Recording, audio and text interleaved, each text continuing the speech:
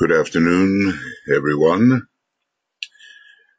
We are continuing now with externalization of the hierarchy, and we are on program number 31. And the segue here, the masked intent of humanity is that evil must end and a better and truer life become possible.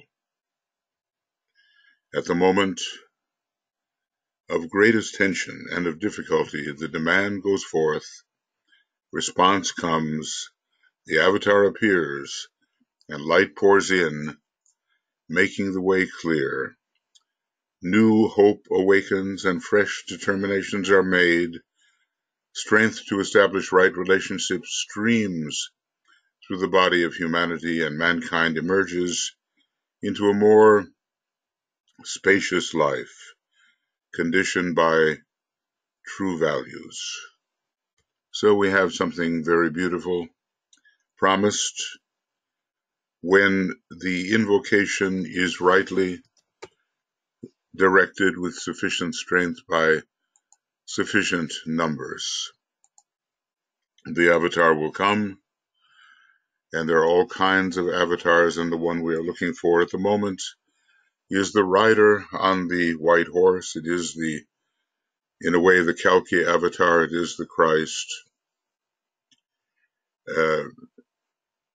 spending an extra 2,500 years in his role as bodhisattva so that he can see through this transition into the lesser Aquarian age. And when will the greater Aquarian age of 25,000 years occur? It is also imminent. So a fusion becomes possible between the outer world of daily living and the inner world of spiritual realities. A fresh influx of love and light is possible. Plus, I would say the sacrificial will among those who appreciate its nature to carry forth whatever is required by the divine plan. Today, the moment of adequate tension in the life of humanity has been reached, and that means this kind of invocation with its responsive evocation of the avatar can go forth. And as we know from looking back in history, at least the reports from our esoteric sources say there was indeed response, and the response came from the Lords of Liberation in Shamballa. So now we're beginning here on program 31. The angel of the presence and the dweller on the threshold are at grips. This still continues. And we are in a privileged position to be able to understand this battle from an esoteric perspective. Humanity stands apparently at its darkest hour. I guess I'm a World War II documentary buff, and I saw, it was about an hour-long program with a lot of original footage about the climaxing Battle of Britain on September 15th, 1940. This was right, in the period when these things were being written, and of course this one's from 1941. But there was an all-out attempt to subdue Britain. The German powers sent against them everything they had in terms of the Luftwaffe, the aerial war machine.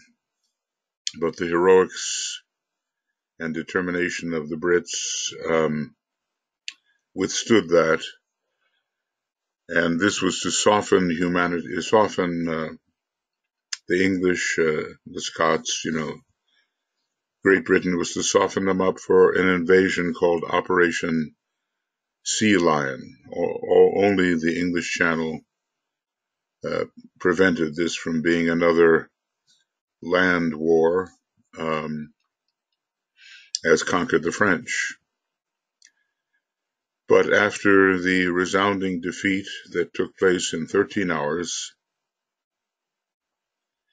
Hitler cancelled Operation Sea Lion, and the invasion of Britain was put on hold. It was delayed. They could not afford such a loss again. That is, the Germans could not afford it. And there's a case where the spirit of the people and actually their radar, which had been invented. You know, you think about London with its fifth-ray soul and some very powerful inventions have come forth from the British, from Great Britain, and radar was one of them, and also they managed to crack the code of the Germans, the Enigma code breaker. So they had not only the spirit to resist, but they had the technology to resist, even though they were severely outnumbered. And later on the second attack, because there were so many attacks that day, a kind of a aerial armada of some 400 German bombers and fighters came across, and the weather around London cooperated so the targets could not be seen. Well, we never know how the Davic life gets into this and somehow mixes with human affairs, for better or for worse. In this case, for better. Basically, it was a wall. The first major defeat which the Germans suffered. It was a turning point. The whole war was a turning point.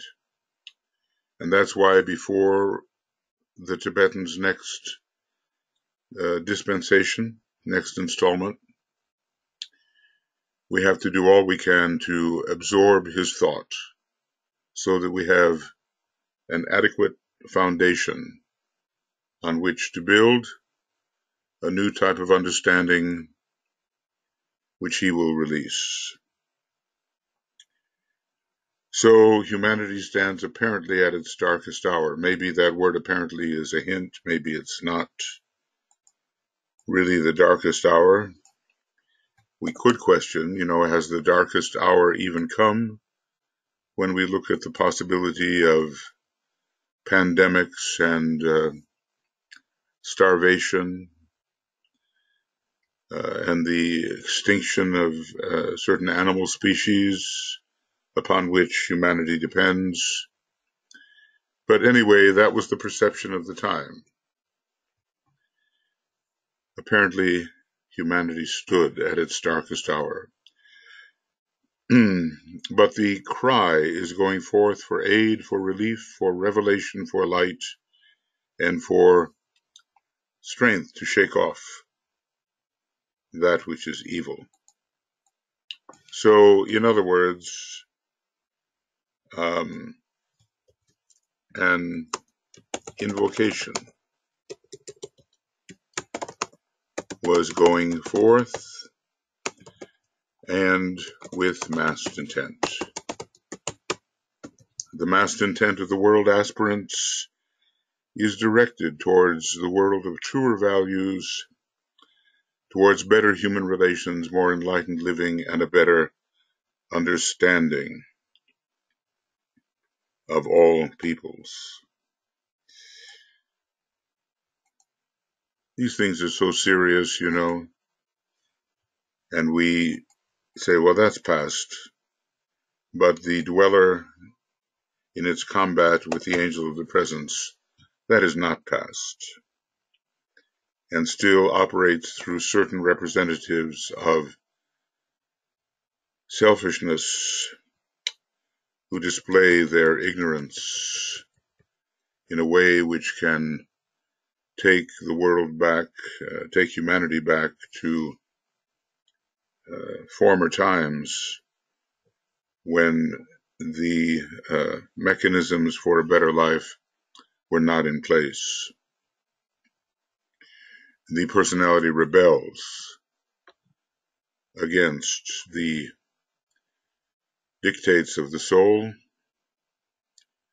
and there is a great battle that goes on, at least in the life of the individual aspirant, for lifetimes. How long will it go on for humanity? But the Christ is on his way, and I think the term, therefore, of the battle will be shortened. The massed intent of the world aspirants is directed towards the world of truer values, towards better human relationships, more enlightened living, and a better understanding between all men and peoples. With massed intent they stand, and their ranks are steadily increasing, with an increased focus of the will to good, with a clearer apprehension of future possibility, with a fixed determination that the world move forward in conformity with the divine pattern, and with an urgent cry for help, humanity stands expectant of relief. In every land there is a growing recognition that when mankind reaches the psychological point where, having done all, there is naught to do but stand, then, these are St. Paul's words, whether they were original with him or whether he acquired them in some way from a former expression. Then some expression of a divine determination to intervene will appear, and there is a growing belief that human effort towards righteous action will be supplemented by the emergence of a divine force, person, or event, which will bring the conflict to an end. And as you saw those from 80 years ago, those little planes flying at what must have seemed to be a tremendous speed at that time, it is as nothing now compared to the aerial technology that we have. So we've continued to improve the means of self-destruction, and that must not be forgotten. I remember as a child, in the early 1950s, we had air raid drills, and everybody, there would be some kind of siren sounding, and everybody would get under their desks. Well, a lot of good that would have done, expecting the kind of weapons that they were expecting. Anyway, we seem to be in a situation of real ignorance with respect to our actual position, either for continuance or destruction. And the little human ego does get in the way, severely in the way. And it's so illusory, as if to identify with that collection of objects and fields which are so elemental in nature and which are so obvious, when behind them is something real and determining. But anyway, humanity stands expectant of relief. And I'm sure there are many people in the world today suffering intensely. If you see those who are struck by famine and natural disaster, We in the West, we don't have those particular problems, but they very soon could become our problems if we are not generous in our response to the people who are presently suffering. And what will happen then when, due to climate change, parts of the world which now hold many millions become uninhabitable? Then what will happen? So we, human beings, we have grown up somewhat, and the Tibetan informs us that it's up to us to determine our own fate, and that's where we educators along the line of esotericism enter the picture. We simply have to share what we know or what we have been exposed to and believe in, because it is, at least to us, very logical. We have to share this with others for whom it could mean a real change in perspective and behavior. We have a great educational task before us, and it will not subside in this 21st century. The education must go on. During the day of opportunity, which Master DK tells us will not always be with us.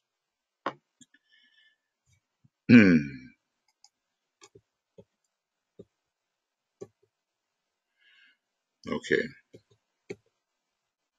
It might here be pointed out that in similar, though somewhat less potent crises in the past, this divine intervention superseded human effort, but that it is hoped by those who are seeking to aid humanity that such intervention will simply supplement human effort, a very different thing. To overpower human effort because human effort is inadequate is a different thing from these intervening forces standing in supplementation to humanity's own efforts. There's so much responsibility on our part. And, we really have to get that. I don't know if anyone will ever be listening to this or what year it will be when you do, but I suspect that the demand for responsible human response to the battle between the dweller of humanity and its angel, I suspect that will not be over. I don't see any way that it can be immediately over, and actually, with regard to our planet, the conclusion of this battle, which continues to move onto more and more subtle planes, cannot occur until the judgment day, which lies far ahead. Therefore, humanity everywhere today awaits the coming one. The Avatar is sensed as being on his way. The second coming, according to prophecy, is imminent, and from the lips of disciples, mystics, aspirants, and all enlightened people in all lands, the cry goes up that light and love and power and death fulfill the purpose of the coming one. Okay.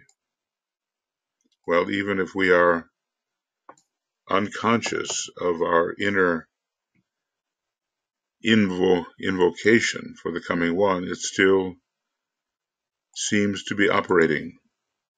And something in us knows that at the very least we need this supplementation to overcome our problems. The depth of human selfishness is being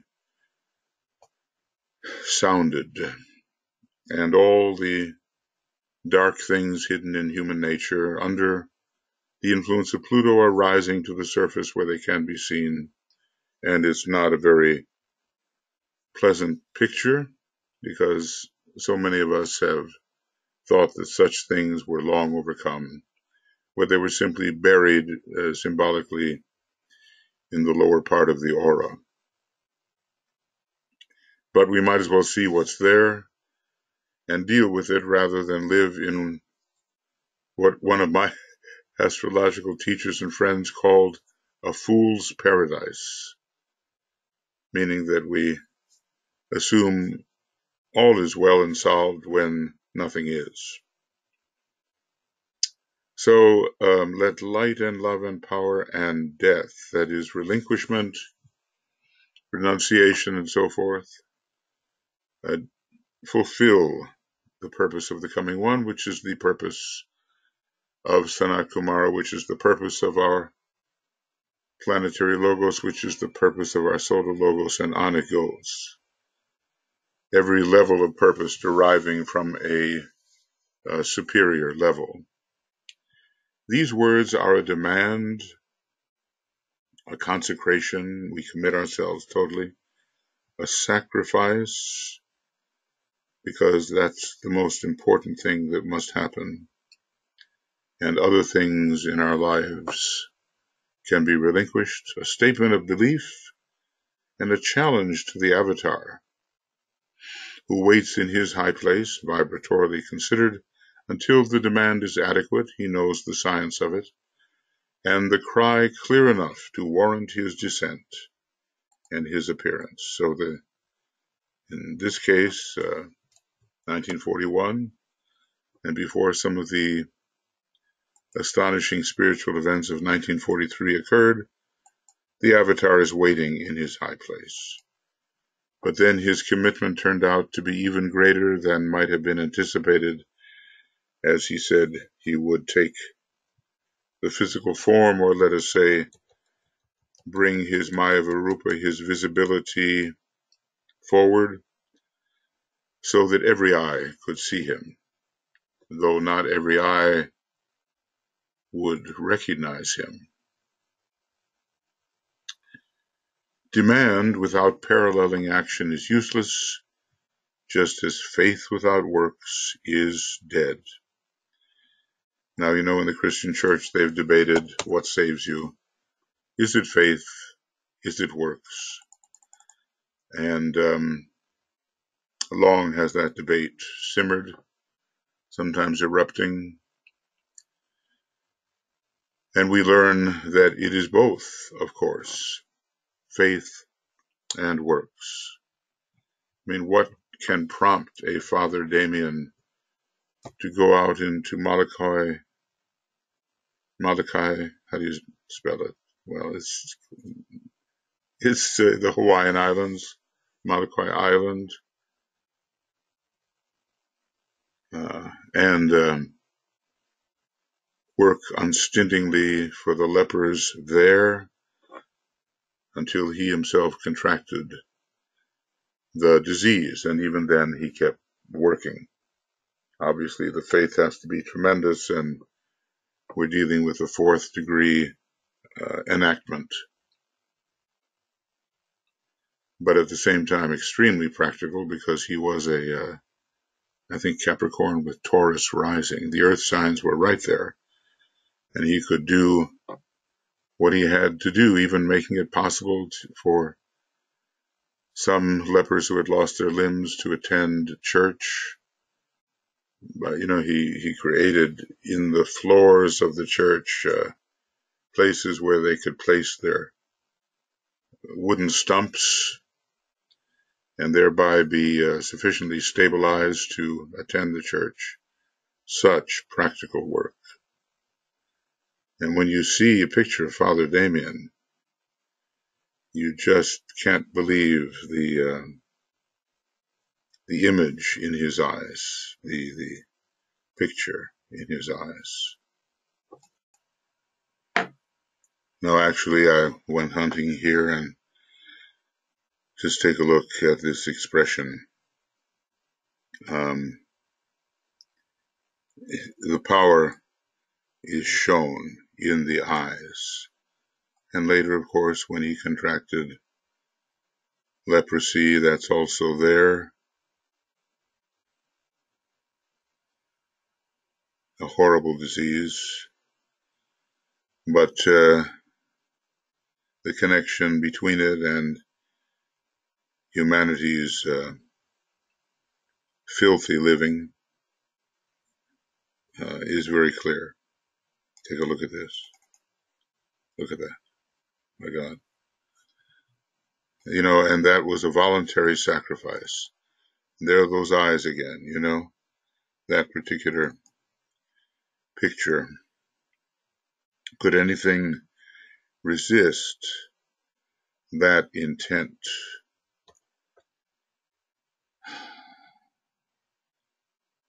So it's that's maybe what prompted DK to say the death of a Father Damien and the death of a Hitler.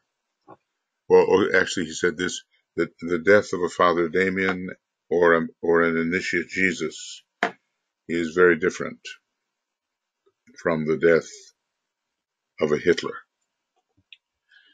He was talking about the different types of death having to do with the aspects.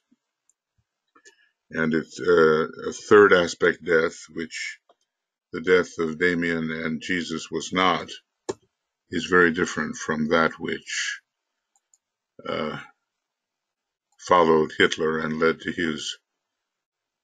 his demise. Of course, there are always those people who say, well, he really moved to South America and there continued his life. And there's all kinds of support for that particular point of view, but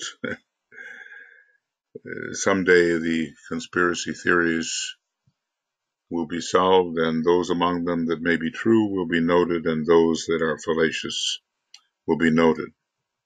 So we demand the descent of the avatar, but we have to work for it. Works, faith and works. It is here there is a break in the magnetic link which should unite the avatar with the demand for his coming forth. We need that continuity of the magnetic link, and if there are no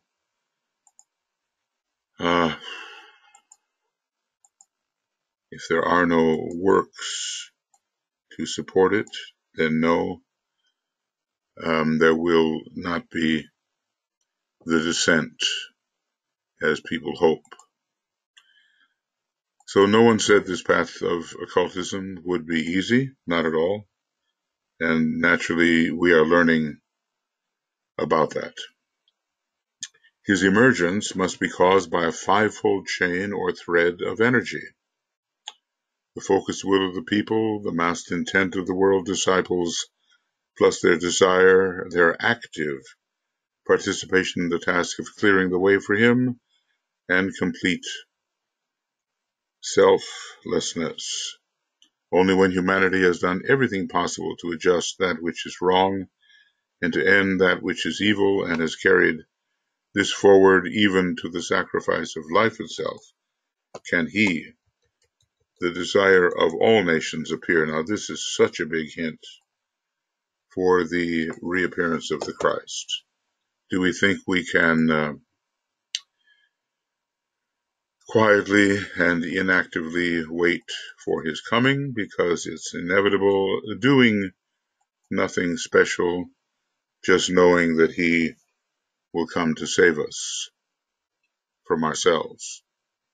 And a paragraph like this tells us no, we cannot do that. He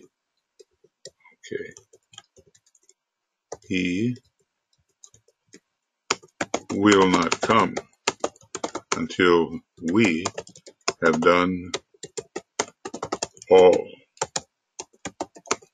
we can. We don't have to be operative on the world stage to do all of which we are capable. We have our limits, but we know very well when it is possible to do more. And of the initiates, DK tells us that they know that what they've done, good as it may be, is never enough.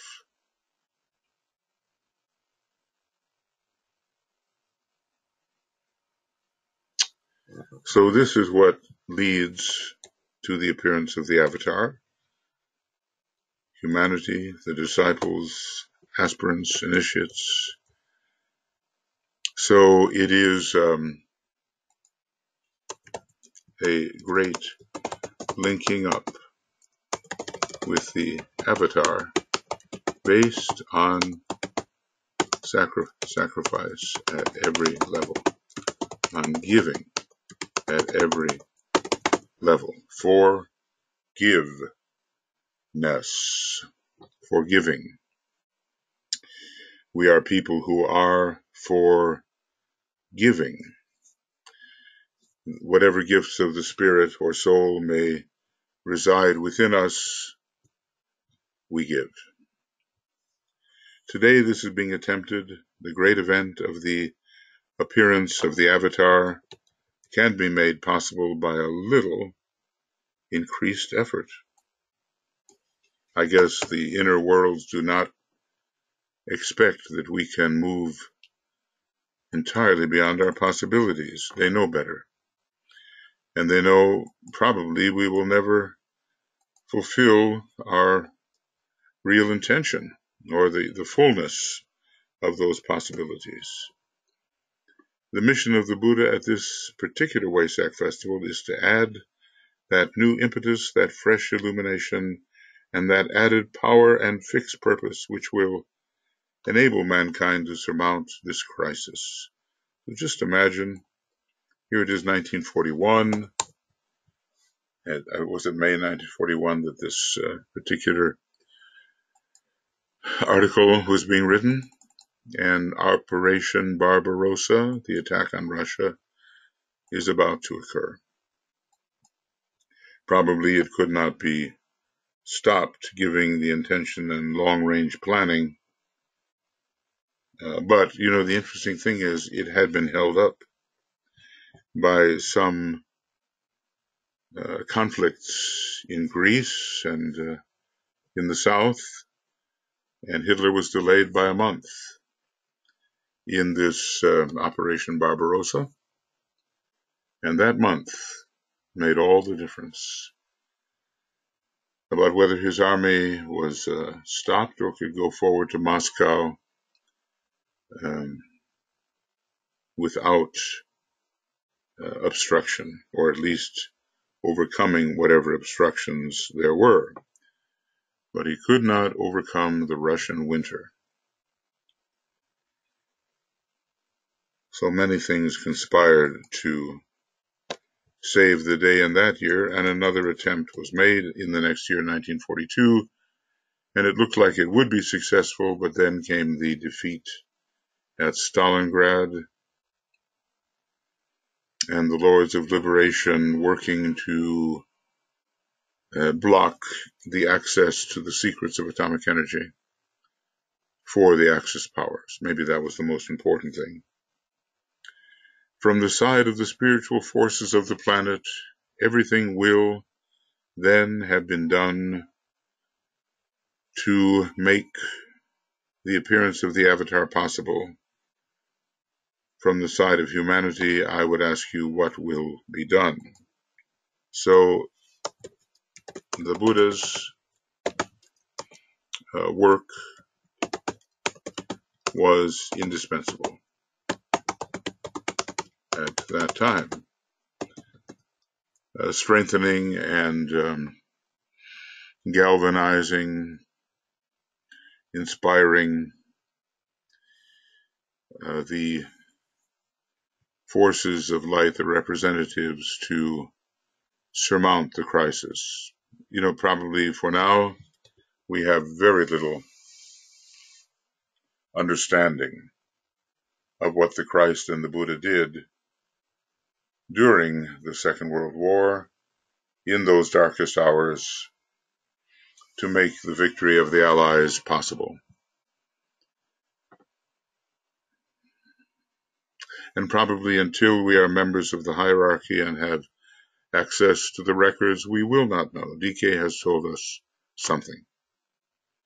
And what he's told us is really quite amazing, to realize how much the entire hierarchy, and even the Buddha as a representative of Shambhala, entered on the side of light as the war was taking place, basically supporting the Allied effort. So from the side of the spiritual forces, everything will then have been done. And I ask you, from the side of humanity, what will be done? Between the source from which all avatars come and humanity, so the avatars come forth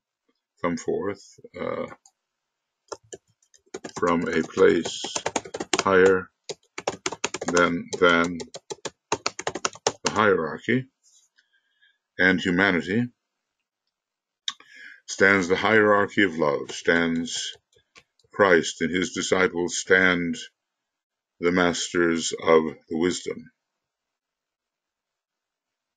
And of course, when we talk about source, we mean in general higher points of vibration, and it can be Shambhala and it can be beyond, out into the solar system, solar avatars, and beyond. But of course, the caliber of the avatar is measured to the need of the recipient. So it wouldn't very well do to send a cosmic avatar from Sirius to handle humanity's problems on Earth. But anyway, very great beings did descend and linked up with the planetary logos. So all these are united. They are united, all of them, in one stupendous effort to aid mankind at this time to surmount the dweller on the threshold and come closer to the angel. Yes, that is the issue. And it's the issue in the life of all of us. Come closer to the angel and disidentify from the impulse, the persuasive temptations of the dweller. This necessitates some greater help, and this help will be forthcoming when humanity and the hierarchy in one fused and blended effort stand with massed intent, invoking that aid and expecting it also. The spirit of expectancy is very important, the spirit of belief in the efficacy of what one is doing. When it comes to the Christ, we have to have faith in the response. We have to ask in his name and with faith in the response, and then we shall see it accomplished. And that's a very powerful statement, that whatsoever shall be asked in his name and with faith in the response shall see it accomplished. But then, what is there that is asked in his name? It cannot have the taint of selfishness. So basically, during these dark hours, great invocations were going forth to the high places, or to some unnamed, ununderstood source of relief. The invocations, though inchoate, were rising, and the more trained invocations of the disciples and initiates were also rising. Let the lords of liberation issue forth. Let them bring succor to the sons of men. Let the rider from the secret place come forth, and coming save. Come forth, O mighty one. Those are potent words, and if we ever wonder what we shall do in hours of distress, we must, with our fellow disciples, stand with massed, loving, willing intent, massed intent, and use these words of power to the best of our ability to call forth the intervention of those who, if the invocation reaches them in the right spirit, will and must respond. So now we will continue with more on the avatars. I think, humanity's understanding of what an avatar really is quite sketchy, but here we have the Tibetan keeping us informed. Well, the year 1400, I think, was very important. It's quite close to the beginning of a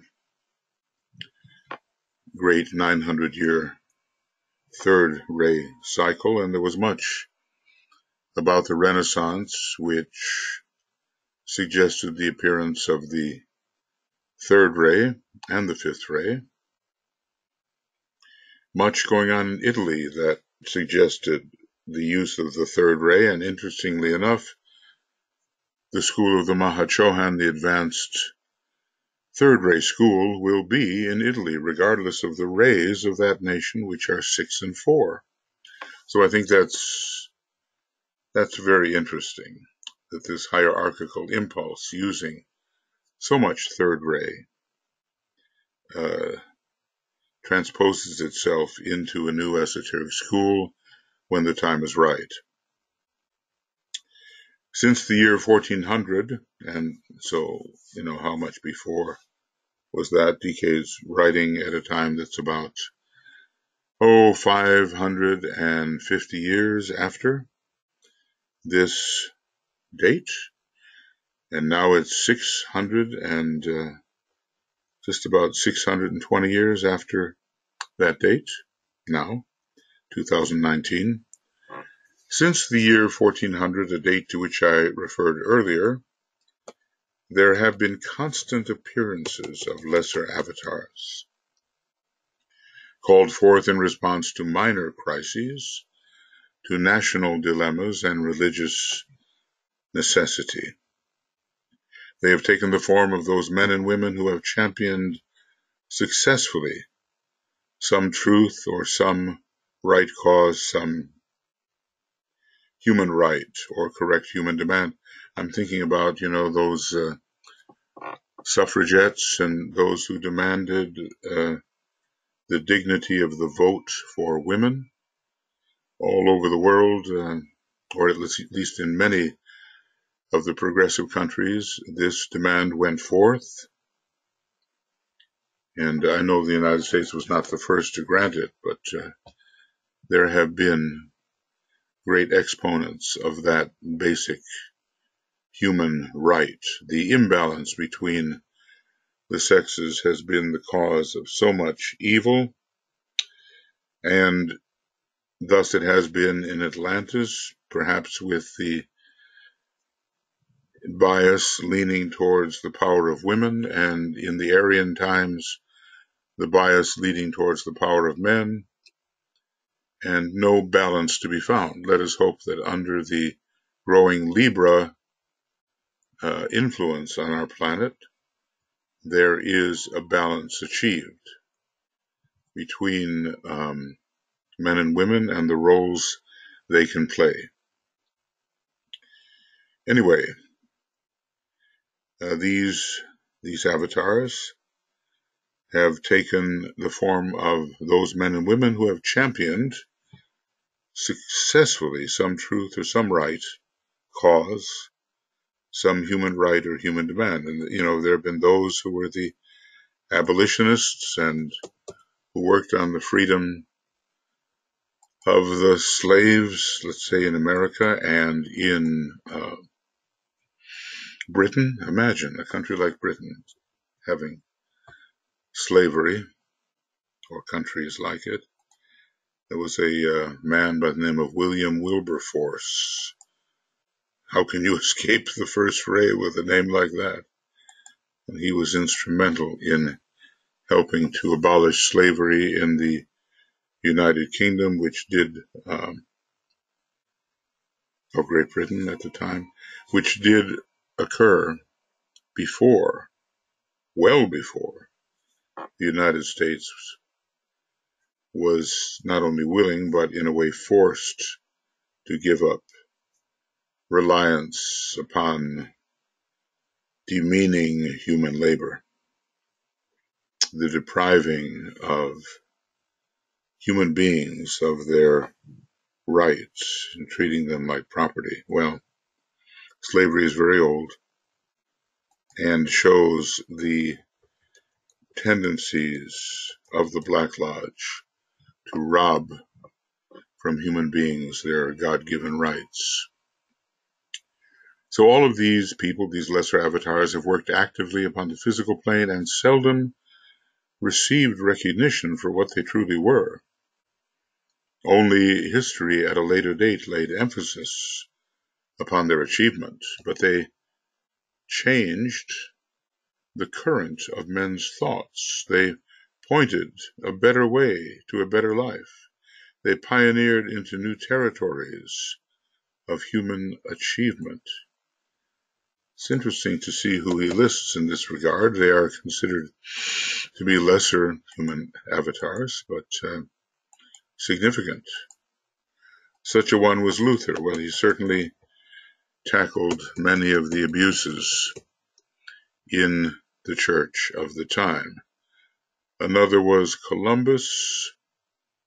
Maybe his reason for avatarship is more obscure. You know, it is said that he, quote unquote, discovered America, but, well, he didn't really. And others had been there from Europe before him, as is apparent from the findings of the Vikings and the Norsemen in what we call America now.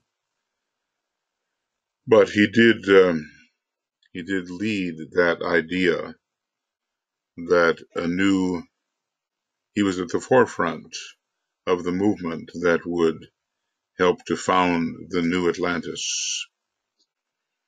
And although there were so many abuses of the native indigenous residents of the country, perhaps coming from nowhere else but having been there a long, long time, because the United States was, according to the Tibetan, the center of the old Atlantean continent. Despite the fact that there were these abuses, he did open it up for the next stage of evolutionary development under the Manu. And sometimes, the forms in which people appear have to undergo a drastic disciplining or even, in some cases, elimination. It's hard to know what the intention is in the Manu's department, and later the kinds of civilizations which are intended to develop. I'm sure that at every change of root race and subrace, there has been some violence, some real resistance and difficulty. But it's largely in the world of form because, the inner human being is essentially untouched except for the learning of what is passed through. Still others were Shakespeare, like along the fourth ray, and Leonardo along the fourth ray, whoever Shakespeare really was, if Shakespeare, that's the big mystery. And Leonardo, a great genius in art and in mechanism, to mention only four who so lived and thought and acted that they conditioned after events in some field of human living and are still recognized as pioneering souls, as leaders of men. Hard to know what Columbus's rays were. We do have the confirmation of the fourth ray on Shakespeare and Leonardo, and certainly he tells us that the first ray characterized Luther. Maybe Columbus was a great visionary. Maybe the sixth ray was involved there as he followed a vision of a quicker route to India and to the Far East where trade could be established. I'm just not sure of Columbus's rays, but probably if we studied something authentic about his life, we could find that out. Now they are what? Disciples, apparently, in DK's terms. With these disciples I shall not deal. They embodied ideas and made history, not the history of conquest, but the history of progress. DK is so against the interruption which certain first ray figures, even including Akbar, the disruption which they brought to progress and the interruption they brought. So he even, in a way, seems to criticize an earlier incarnation of the Master M as Akbar. And I suppose Genghis Khan would be listed among them, and maybe Napoleon someplace. He talks about these first-rate types who interrupt everything for reason of conquest, which is often for reason of ego exaltation. So anyway, he's not dealing with these lesser avatars, but they were important in various fields. Certainly the understanding of the human being and the human drama was tremendously augmented through the plays of Shakespeare. Somehow the range of humanity considered is astonishing. And Leonardo, well, there are probably a number of mystical and occult revelations having to do with his art and more. The subject, the technique, and then, of course, his spirit of invention. I seek to consider with you those still greater appearances who come forth from some hidden center remote from or near to humanity, and who release from crisis the sons of men. And these fall into four relatively minor groups. So this is, DK is considering the outstanding figures who somehow have been so responsible for setting their seal upon progress, civilization, evolution, the direction which humanity has taken. So here are these groups, interesting, racial, teaching, ray, transmitting. Okay, this will be important material, and we are just about, not quite, but almost at the 1 hour mark.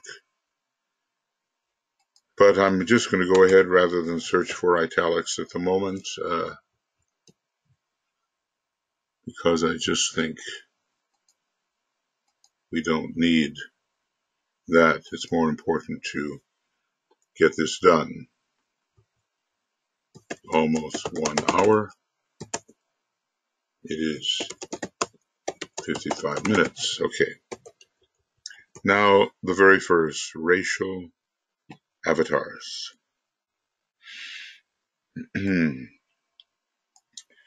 Descending from a high place. Now, obviously, they're born just like any other human being, but spiritually, They have a point of vibration on a very high level. And, if we really think about it, to think that Master Moria looks for statesmen that he can inspire,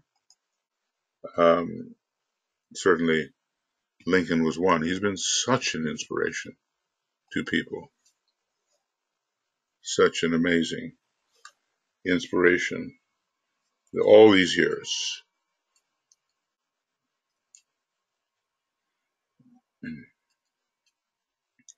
And so much has been written about him, some qualities in him that are out of the ordinary, even though in many respects, on the outer level, he seemed to be ordinary, folksy, humorous, and so forth. But what was the deeper consideration as he acted out his first-ray soul and, in my opinion, second-ray monad? Okay, racial avatars. These appearances are evoked by the genius and destiny of a race. These appearances are evoked by the genius and destiny of a race, the kind of revelation which must come and which the race must present its unique contribution. The typical man in quality and consciousness, not necessarily physically, foreshadows the nature of some race. Such a man was Abraham Lincoln, coming forth from the very soul of a people. So therefore, the second ray has to be there because America has that second ray soul. And Lincoln probably, in my estimation anyway, all I can do is offer my estimation, had the ray 2 personality and the ray 2 monad, along with the ray 1 soul, making it clear that he could stand on the side of synthesis when it came to preserving the union of the states in the United States. So the typical man in quality and consciousness, not necessarily physically, foreshadows the nature of some race. Such a man was Abraham Lincoln, coming forth from the very soul of the people and introducing and transmitting racial quality, a quality to be worked out later as the race unfolds. Now, think about maybe one of the greatest examples is Lincoln's second inaugural address. The Civil War was being won, and maybe it was won. And he had a certain attitude. He was magnanimous toward those who were defeated, with malice towards none and with charity for all. Now, just imagine certain of our political figures being able to say from a heartfelt space those words. It's difficult, I think, to imagine. And this is that place where the contrast between Lincoln and Bismarck is slightly discussed.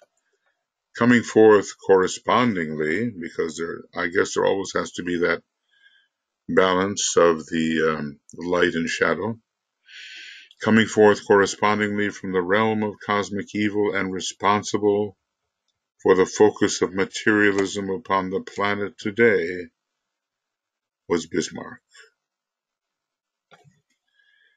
He did apparently do some things which were socially beneficial in Germany, but the whole idea of blood and iron was his mantra, his watchword. And it was an obvious Martian demonstration.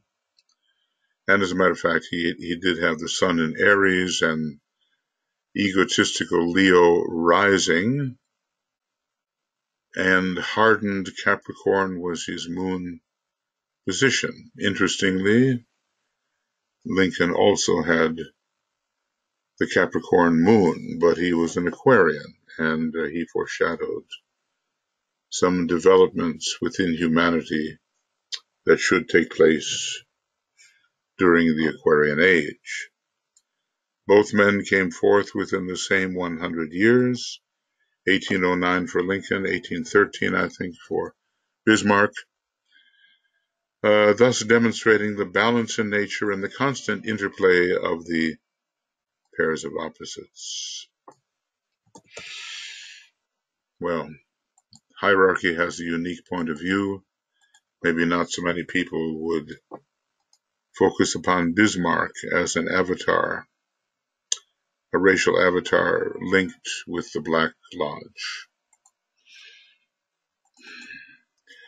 They are both types of the most powerful avatars which humanity itself has as yet to produce, has as yet produced. Indeed, they were powerful and conditioned attitudes for decades to come, even centuries, and even now. Although I think Germany has somewhat, and maybe in many cases to a great deal, repudiated the philosophy of Bismarck. When it comes to Lincoln, his ideals still inspire government in the United States and many, many people, rising from the soul of America itself and setting an ideal of goodness before the American people. So something very great in his own nature was working through him, and humanity itself produced both of them. So,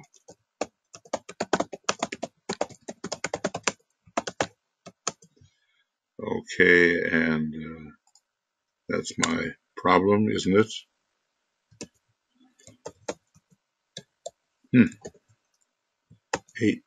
U. Humanity itself produced them both.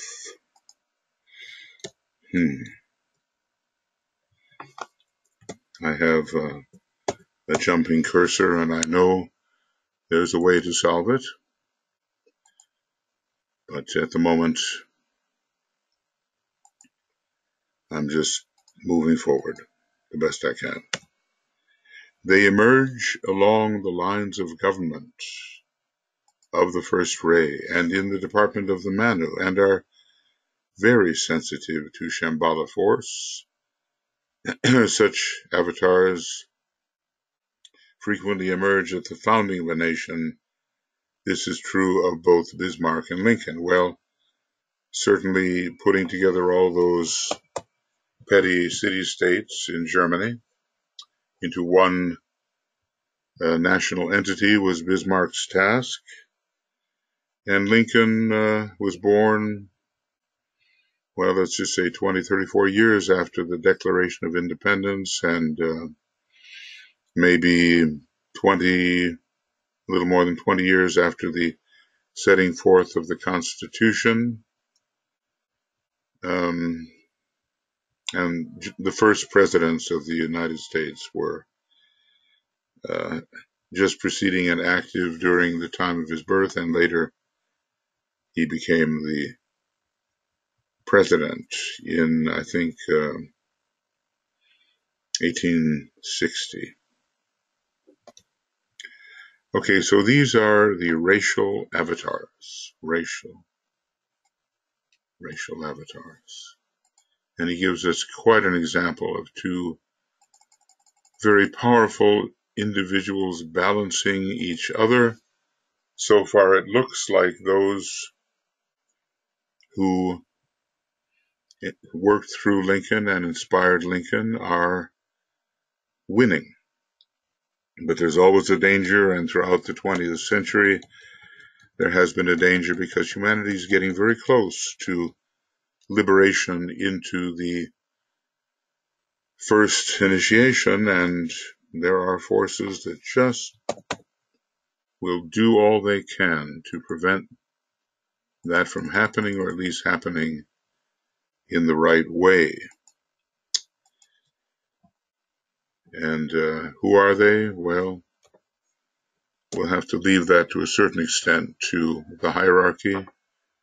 6 leaders in the East, 6 leaders in the West, and the leaders in the East being the more experienced and powerful. It wasn't for nothing that Hitler sent his expeditions into Tibet to learn the evil magic, or maybe they would just call it the effective magic, from certain teachers there. Bring it back and contribute to conquest as he had envisioned. The scope of German aggression at that time is really astonishing, and the Blitzkrieg, the lightning war, how all of that unfolded with great rapidity, but one has to watch out for Aries, because what is done quickly and successfully can stop and be thwarted by the lack of continuity of the Aries type. The Aries soul of Germany, but appropriated in a personal sense, not a soul sense. And the Pisces personality, so mediumistic and so easily impressed, in this case by forces which emphasized their specialness, the specialness of Germany, at a time which was nearing the end of the age of Pisces, when we could expect a recrudescence of the effectiveness of the Pisces energy, whether for good or ill. In this case, for ill.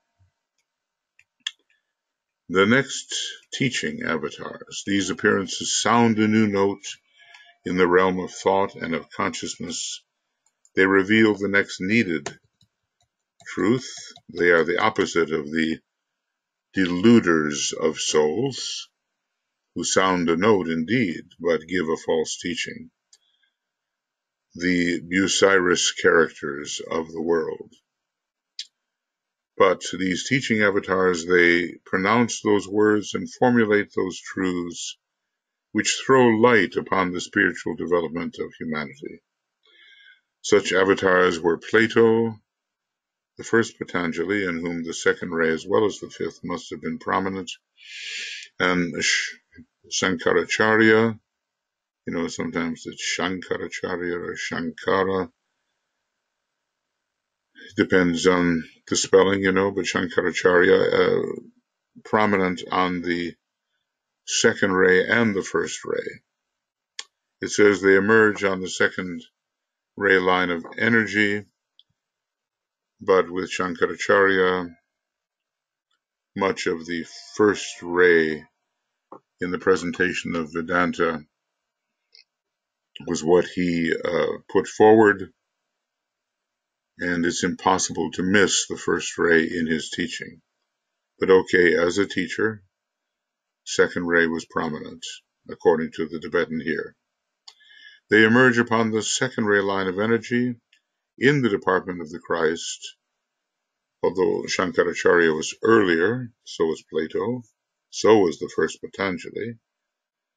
And there were, people adopt the names of the great teacher as one goes along. So apparently there were many Patanjalis.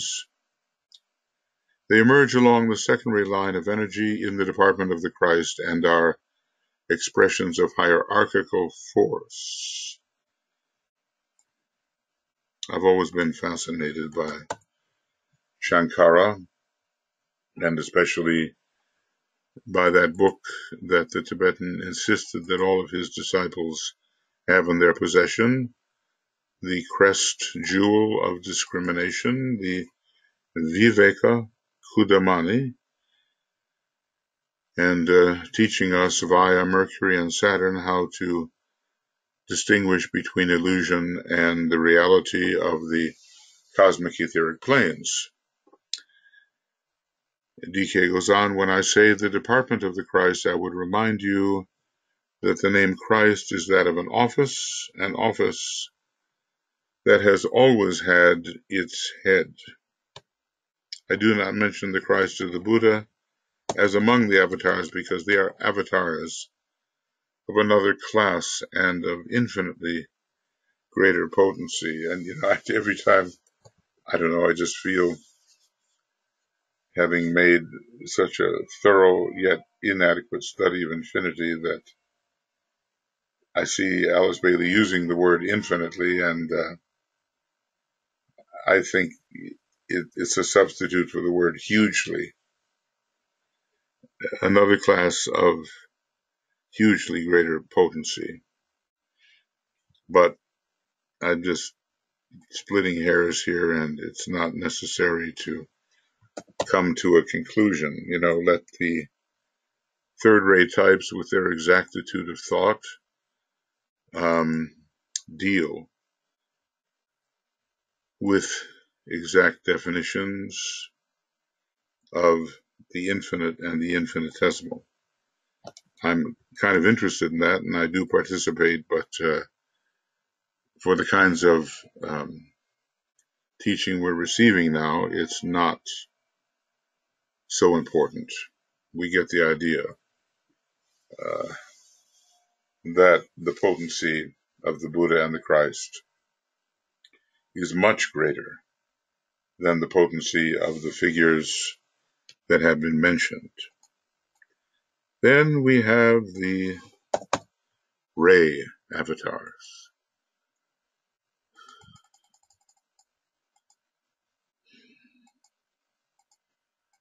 So, racial, teaching, and ray avatars.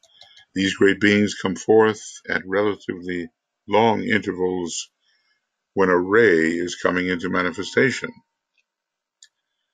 Okay, so we might say, what about a seventh ray avatar now? They embody the quality and the force of a particular ray.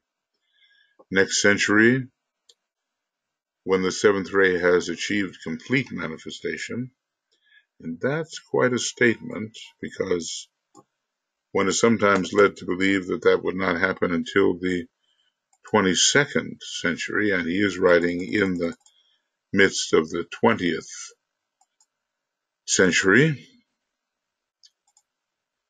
So anyway, but we'll go with what he says here.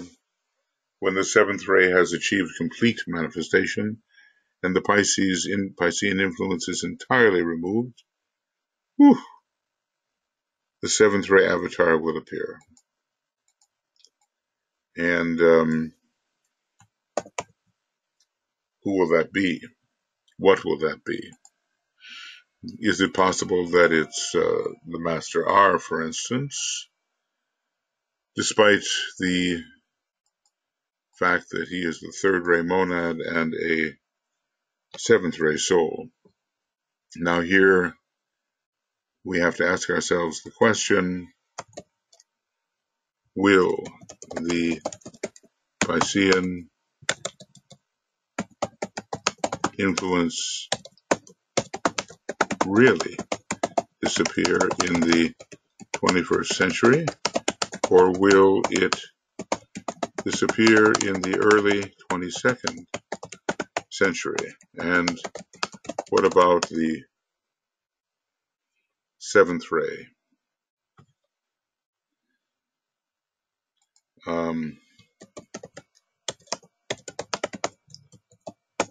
Is it really in complete manifestation in the 21st century? Well, again, we don't want to split hairs. We know that by the beginning of the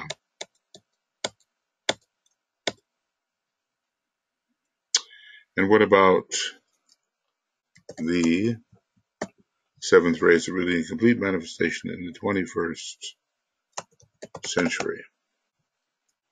That is the question. Okay. And as you see, I've got the jumping cursor here, and it's not too conducive to clarity.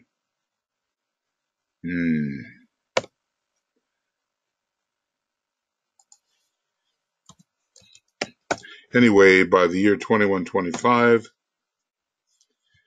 the vernal equinox aligns with the last degree, the 30th degree of Aquarius, however that may be measured, because it's not necessarily measured by the actual physical extension of the constellations.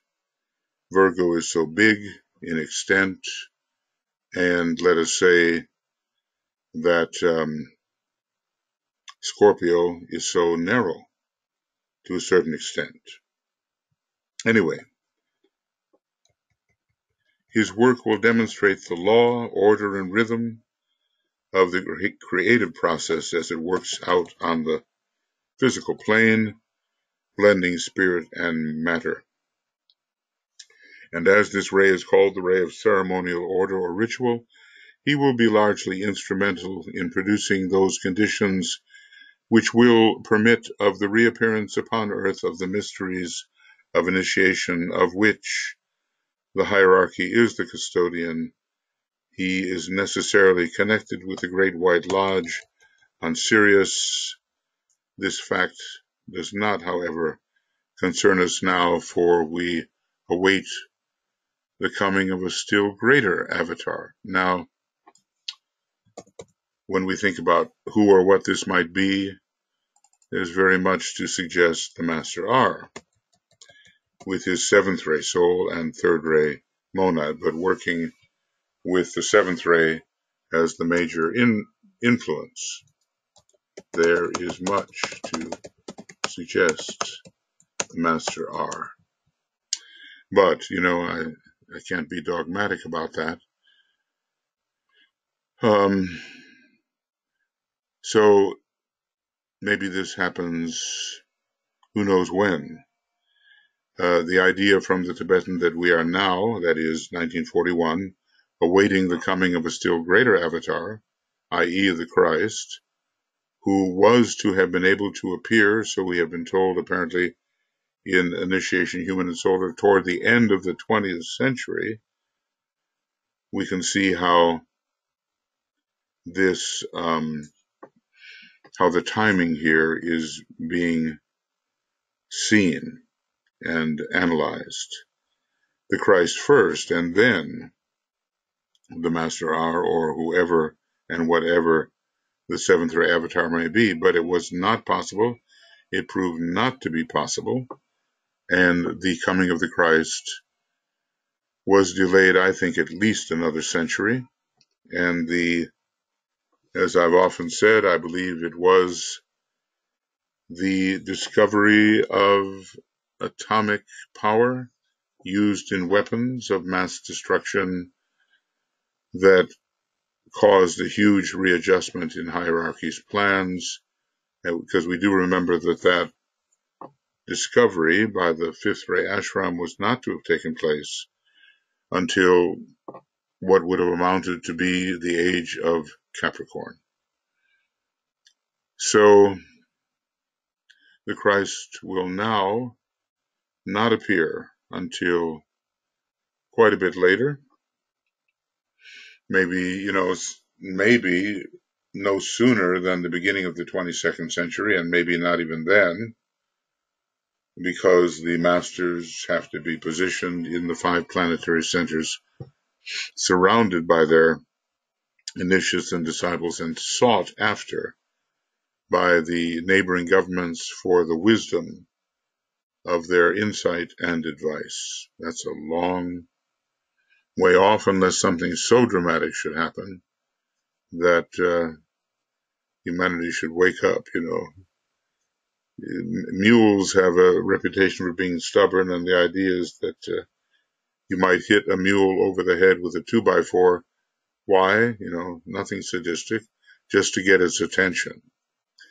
So is humanity the mule here, and are we so preoccupied with our own petty events that we will not attend to deeper matters? And what would be then the 2x4 which would awaken us? All right.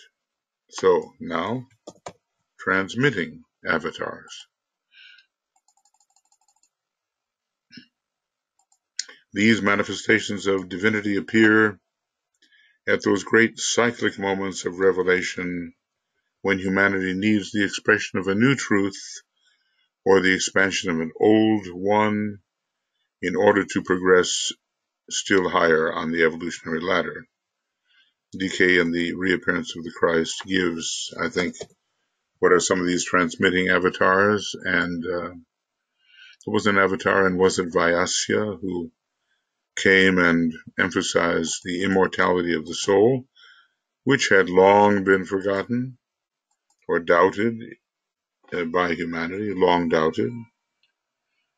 These avatars issue forth, let us see, in response to demand, and are not so much concerned with racial development as they are with the subjective unfoldment of consciousness and with the stimulation of humanity as a whole.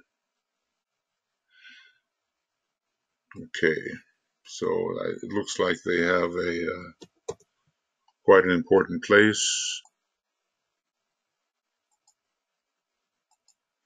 Of these avatars, okay, the Buddha and the Christ are outstanding examples. So these avatars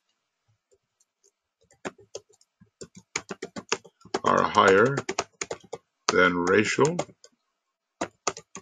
avatars or teaching avatars. So these avatars, the Buddha and the Christ, are outstanding examples. They were not only human divine avatars, because they had accessed within their nature the higher vibratory levels of divinity, the monad, that is, the higher triad and monad. They were not only human divine avatars and hence able to link with humanity with hierarchy, but they were something far greater and more important. And I just want to say, capable of a cosmic touch. Cosmic astral for the Christ, cosmic mental for the Buddha. They had reached the point where they could act as transmitters of certain cosmic principles which focused in them in an extraplanetary sense, and that's, what does that mean? Could stimulate the deeply hidden and latent corresponding principle in humanity. Well, one of the monadic rays of the Buddha is certainly the third, and we're given that by inference, but it's an unmistakable inference in a treatise on cosmic fire.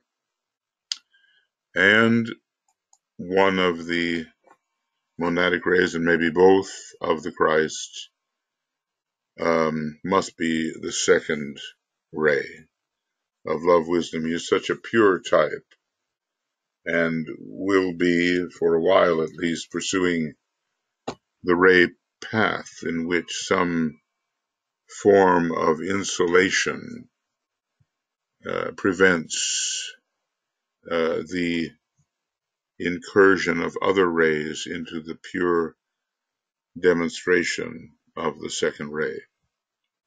They transmitted and brought something from outside the planetary life, from the very heart of God to the heart of man. Something cosmic, really.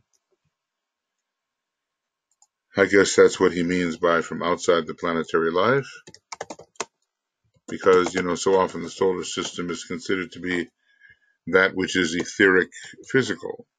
And when we get into the astral vehicle and the Buddhic astral and mental vehicle of these great beings, we tend not to think of it as a solar system anymore.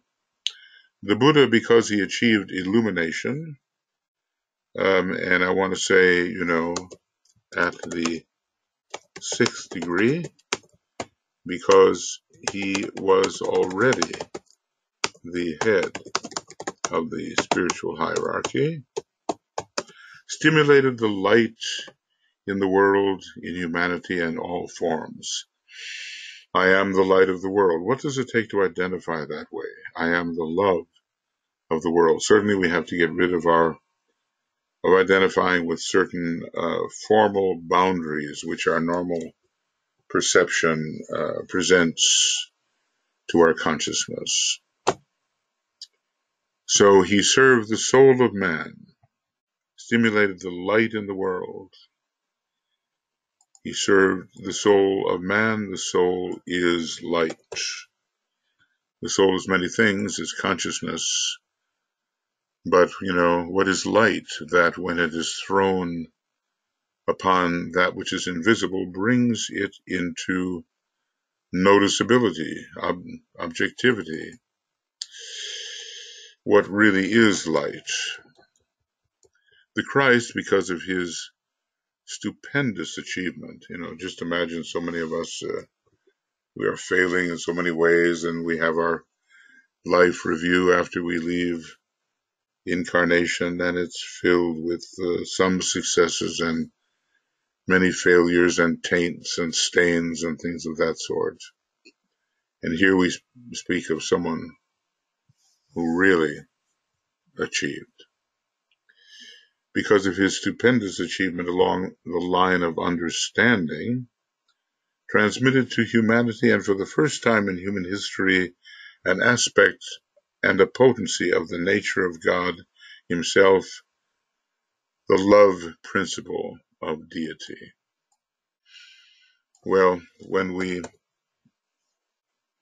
stop talking and begin feeling, we realize the amazing nature of that which the Christ transmitted. And it's of an order completely different than normal words reveal. And I recommend that to all of us, that we somehow develop the mind as it is in Christ, and do not think that simply because we repeat those words, we have achieved that perspective.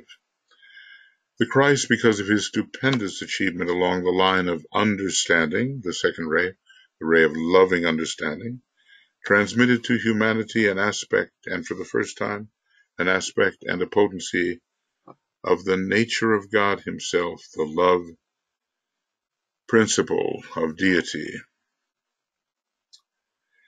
It's as if the Buddha hadn't quite done that.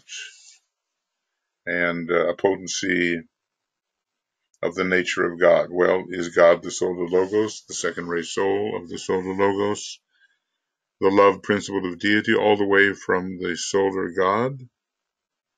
Suffice it to say, we know the difference when we are really affected by the love principle and when we just talk about it.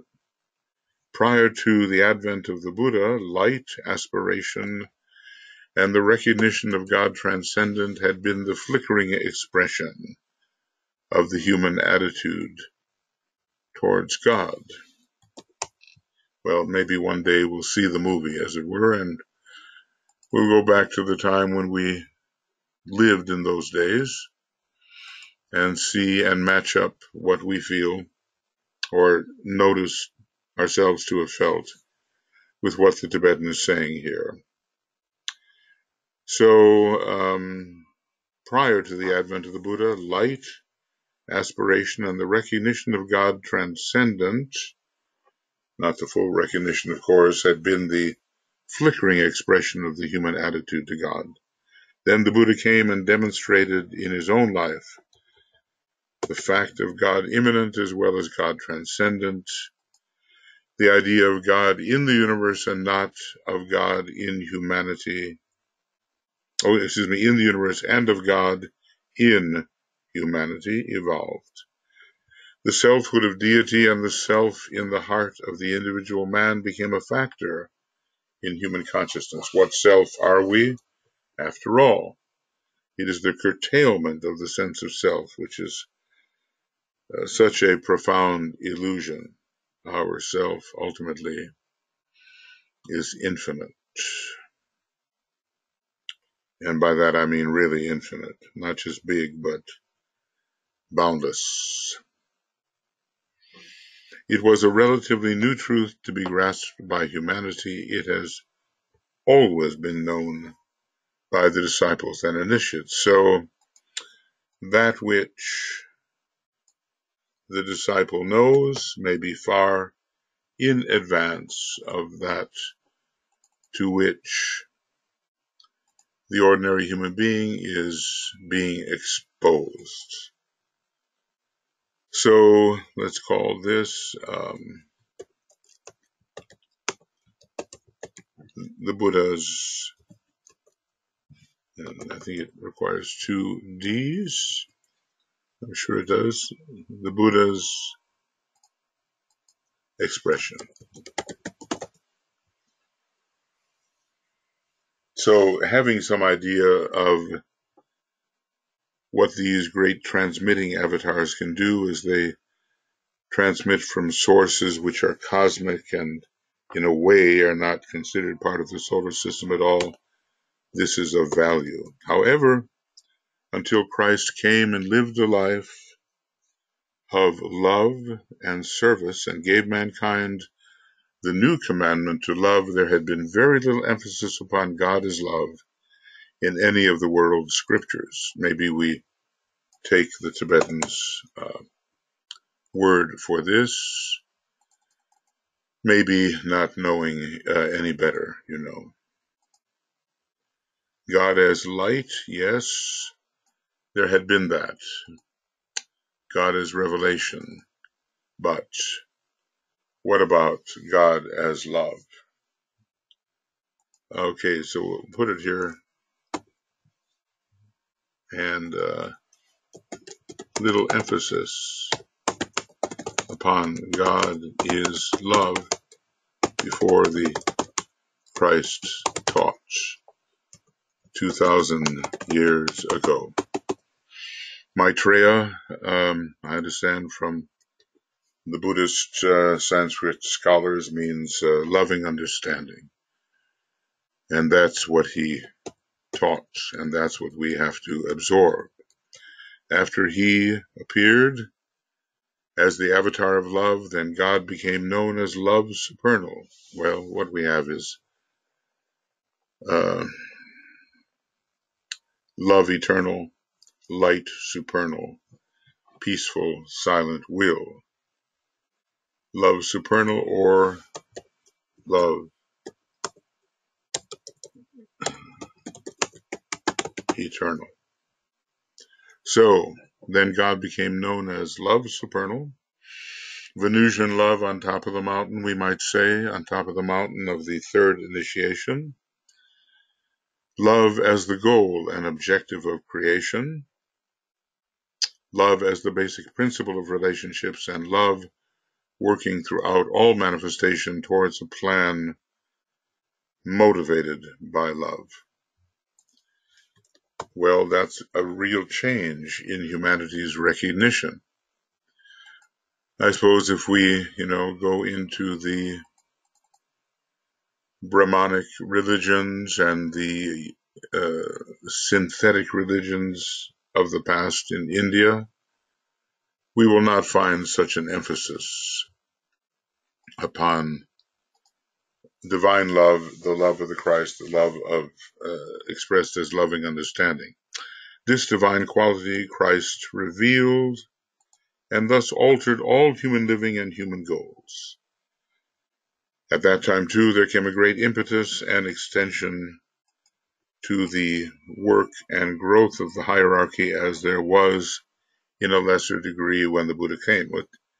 Well, I sometimes call it a period of ingathering, but period of ingathering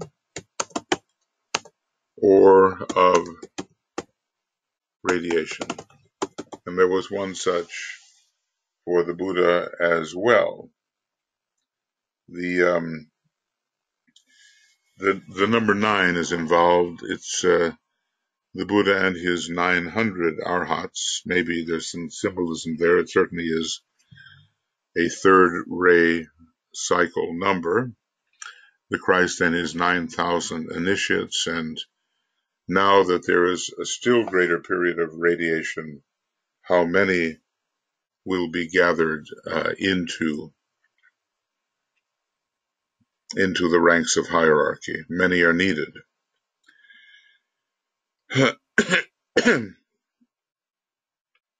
So, at that time too, came a great impetus and extension to the work and growth of the hierarchy, as there was in a lesser degree when the Buddha came. In some ways, the Buddha was training initiates higher than the Christ trained. The Christ was dealing, I think, largely with initiates of the first degree, who had the birth of the Christ in the heart. And then, as at the time of the Pentecost and the descent of the holy purificatory fire, it seems like many in his group passed through the second degree. As for the third degree, it would be up to them. And maybe, Paul, who was a substitute for Judas, we are told, certainly achieved the third degree, and then I think went on through sacrificial decision to achieve the fourth degree. So these were periods of radiation, very important, and we're living in one now, and we're supposed to help with that radiation. Stimulate that radiation, which means an increasing degree of soul infusion so that people become radiatory. And it's a question for all of us. To what degree are we radiatory and thus magnetic and thus drawing inward towards the ashram those who can withstand the pressure and who are ready for it? Okay, so there many initiates became masters, many masters passed to still higher work, and many disciples took their place in the ranks of the initiates. There was numerically a great influx of aspirants into the ranks of accepted disciples. And is it so that even as a disciple at the first degree, you are still an aspirant courting accepted discipleship? So so glad to be working there with something that will replace the disappearing text. Is it so that those who are disciples at the time of the first degree are really aspirants in a deeper sense? Well, I think, a first degree or second degree initiate is a probationary initiate and a disciple in some sense, but an aspirant often to the state of accepted discipleship. It's usually occurring somewhere between the first and second degree and more towards the second, and in some cases after the second degree, and in some cases, even though the probationary initiate is moving forward beyond the second degree, accepted discipleship, which is based upon some special connection with the master, seated in times past, does not occur. And even though he is more advanced than some of the accepted disciples, he does not become an accepted disciple. And that's a very interesting discussion. I think it's under the heading of accepted discipleship. I have considered some of these avatars in my earlier writings under different names and categories. I deal with them here simply in an effort to reach a wider public and the teaching on the doctrine with the teaching on the doctrine of avatars or of divine appearances. So DK seems never tired trying to reach people of all caliber, some just with awakening interest, some truly aspirants, some definitely disciples.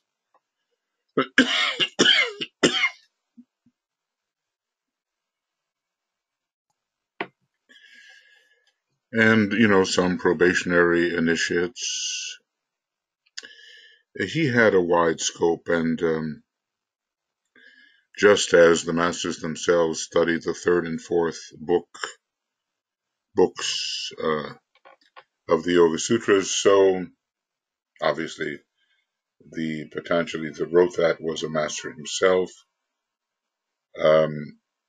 So it becomes possible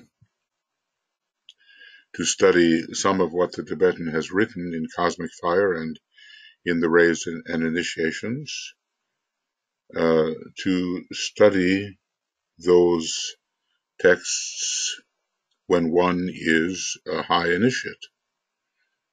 He has much in there that would be of interest, I think, to high initiates. Okay. So anyway, they appear. These avatars appear, and the subject is not considered strange, it's considered natural. And it has to do with the great benevolence of these beings as they look in a forgiving manner on the lesser lives. As a matter of fact, if you think about it, a great forgiveness was responsible for the descent of the monads at the very beginning of the monadic pilgrimage. Well, I had everything going nicely with my chronometer, but of course it would rebel at the last moment, and so I'm a bit at sea so far. I think about, let's just see, 1 hour and 40 minutes approximately have passed. I think, I'll try to curtail it at 2 hours so as to not get too lost. In September of 1940, I think about that. That was the Battle of Britain, right? The climax of the air battle of Britain, which prevented Operation Sea Lion, the invasion of Britain, from really occurring. I think Hermann Goering, as the head of the Luftwaffe, must have fallen out of favor with that, for them, disastrous day. In September 1940, I gave an interpretation of a new stanza of the Great Invocation, and in that communication I spoke of divine embodiments as the highest type of avatar for which humanity could look at this point in its evolution. Well, I suppose the Lords of Liberation are very high, and maybe the avatar of synthesis even higher, and maybe that's also true of the Spirit of Peace. None of them seem to have an origin within Shamballa, though they worked through Shamballa and in cooperation, overshadowing cooperation with the Lord of the world. I spoke of the activity of the hierarchy and of Shamballa. Should these two divine agencies decide that intervention in the form of a widespread cataclysm engulfing all peoples was necessary, you kind of wonder, with warnings about the destruction of civilization occurring now, warnings about mass starvation occurring now, whether some kind of cataclysm is not shaping up to awaken us, we members of humanity, to our short-sightedness and the real implications of what we've been doing. And, says the Tibetan, I referred to the emergence of inspired leadership as another and lower aspect of divine guidance. So, divine embodiments,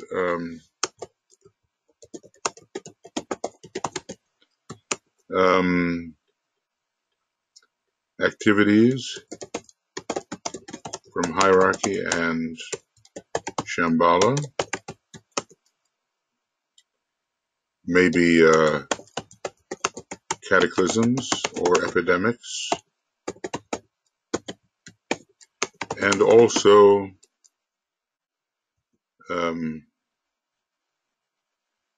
inspired leadership. Okay, we seem to have gotten that one, at least. And so interesting that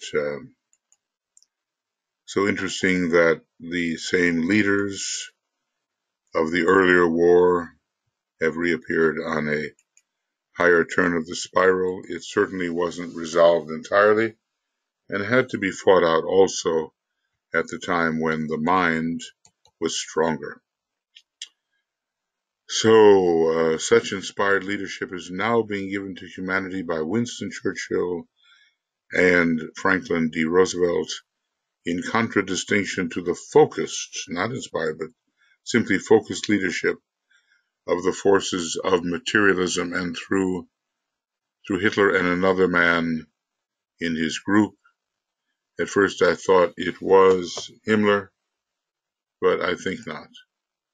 I think far more effective was Goebbels. So I put it as a question. Okay, Qebels,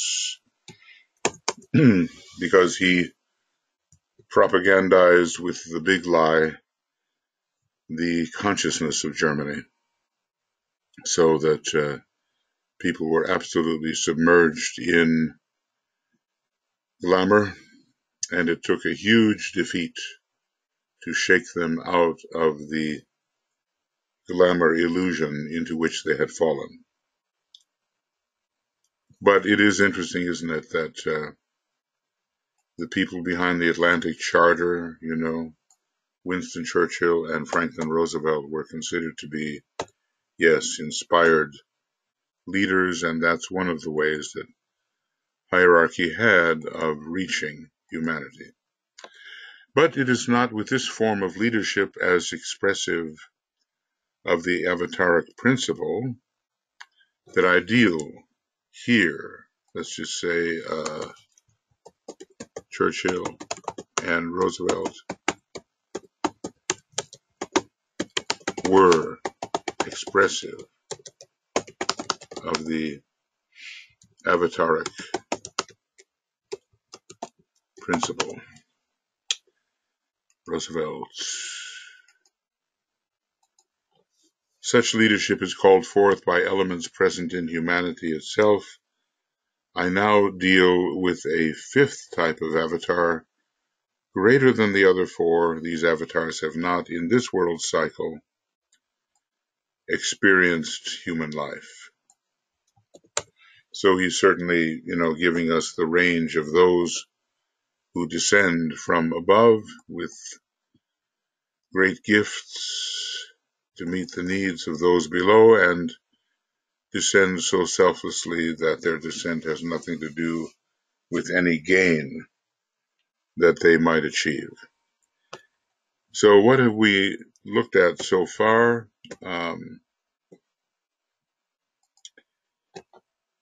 Let's see. Yeah, okay. So we have looked at transmitting ray, teaching, and racial avatars. And we can put that down if I remember it. We have dealt with racial, teaching, ray, and transmitting avatars. They all come with something needed, and they come at the right time, when the invocatory forces of humanity have reached their limits, and they can do no more, but having done all, to stand. Then come the divine embodiments, well, or whatever avatar is appropriate. The fifth type, divine embodiments. And so far, such embodiments have not mixed, at least up to that time, apparently, with human life. There's so much going on the inner planes, and unless we are students of occultism, we will not know this. We will not even have a hint of it. These avatars appear rarely, and when they do, the effectiveness and results of their work are very great. They issue forth into manifestation via the center of Shamballa because they are an expression of the will nature of Deity. And let's put it this way, but does via mean finally from or through? They embody divine purpose. The energy pouring through them and transmitted by them is focused through the Lord of the world. It sounds like we're going to be talking about the avatar of synthesis, maybe the spirit of peace. Focused through the Lord of the world, they can only be reached by the united voices of the hierarchy and of humanity, speaking in unison. So they are very high indeed, and the union of humanity and hierarchy is required. Their service is evoked only by realized need, and only after those who call them forth have added to their faith strenuous action and have done their utmost alone and unaided to overcome evil. Well, I think this is the beginning of the discussion of such avatars as the avatar of synthesis and the spirit of peace.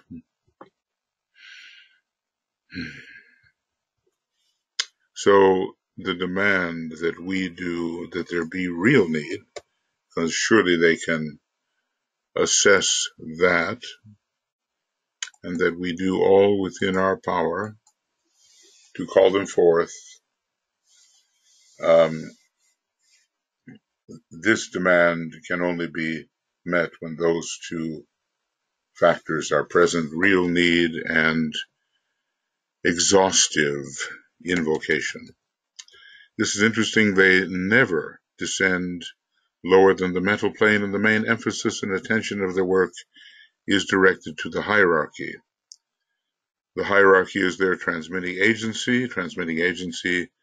They occasionally reach those thinking people focused on the mental plane who have clear vision, potent resolve, directed will, and open minds, plus, of course, essential purity of form. Notice how the purity of the form is just assumed. It's no big deal on these high levels. It just has to be there. So probably it's rare. We're told that the avatar of synthesis works through the General Assembly, but not through the Security Council. And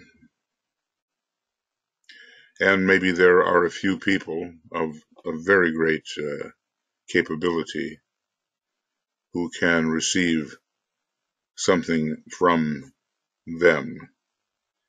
They occasionally reach thinking people focused on the mental plane who have clear vision, potent resolve, directed will, and open minds, plus, of course, the purity of form. Be interesting to know whom he feels they have reached. These avatars express the will of God, the energy of Shamballa, and the impulse lying behind divine purpose. They do come forth. When they do come forth, it will be the destroyer aspect of the first ray of power which they will express, at least I suppose initially. They bring about death. Remember, it means relinquishment and renunciation in the form of the new invocation, the death of all old and limiting forms and of that which houses evil. And let's see what the categories of their work will be. Well, isn't it interesting to study those from whom assistance can come and the requirements necessitated before assistance can descend. So their work will definitely fall into two categories.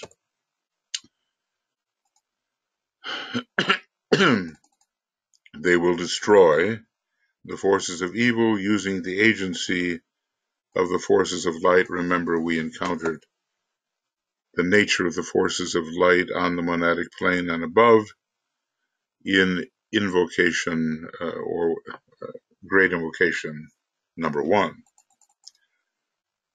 So, the forces of evil have been driven back. The door has been left ajar. They have not been entirely destroyed, but they have been much weakened with respect to their effect upon humanity.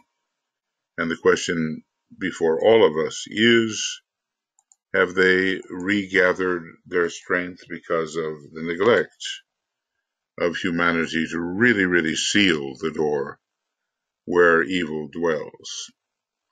Now, the next is they will reveal as much of the divine purpose as humanity is able to grasp through its best minds and its most dedicated aspirants. Notice how the factor of dedication is there, and we have dedication as the first term on page 340 of Raised Initiations, then glamour, and then devotion, ending it all, ending the glamour aroused by dedication. They will clarify the vision of the world disciples and of all who have the disciplined will to know and who are, notice, not just the will to know, it'd be nice to know, but the disciplined will to know, and who are dedicated, again that word, to the dedicated to and expressive of the will to good. This knowledge and this will are needed in the upcoming period of adjustment. So, this is what they do. These greater avatars, this is what they do. Okay.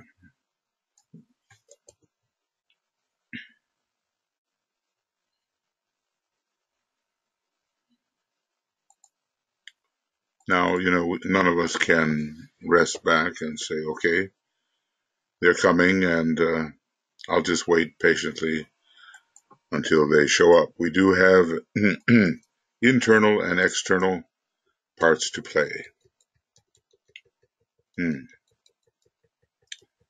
Well, there's a lot more coming here, and I feel, given my kind of disorientation with my chronometer, it may be best to stop very shortly and then go on as I can. How they will bring the present evil conditions to an end and how they will destroy the present evil state of materialistic aggression, I may not reveal. Sounds like he knows. And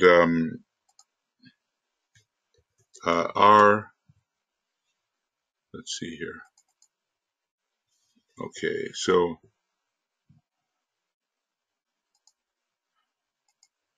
Are the Lords of Liberation involved here? Are the Lords of Liberation temporarily shambolic, or are they perpetually shambolic? So we know that there was a great destruction. Germany, surrendered, probably anticipating as well the horrible results should an atomic bomb go off there. They certainly knew that such a thing was in the offing, in the making, but it wasn't until 2 months later, after the surrender, really, or actually 3 months, that the atomic bomb was actually dropped and Germany had surrendered. But certainly their intelligence had revealed that to them. So they will, these greater avatars and again, divine embodiments. I know it's very big. I just, sorry, it's too big. I just have to bring that down a little bit, don't I? Yeah, that'll be better. Okay. So, it is not yet certain that human development and understanding and the massed intent of humanity will be adequate to the needed demand and strong enough to call them forth. DK knows something here. The spirit of peace had long been active, the avatar of synthesis not, because he linked up with the planetary logos at a certain time, I think, in 1945. But the Lords of Liberation, their possible intervention was anticipated or known by the members of the hierarchy, and so DK says, I may not reveal. Now, obviously, the Russian armies at the door of Berlin and finally overcoming Berlin was a huge factor in the surrender of the German forces, but they also knew about the possibilities of this atomic weapon, and Japan found out the hard way after a number of its military rejected the call for surrender. They had not seen the bomb and its destructive power, and they refused. The leadership of Japan refused. So anyway, could these avatars be drawn forth, really? That's the question.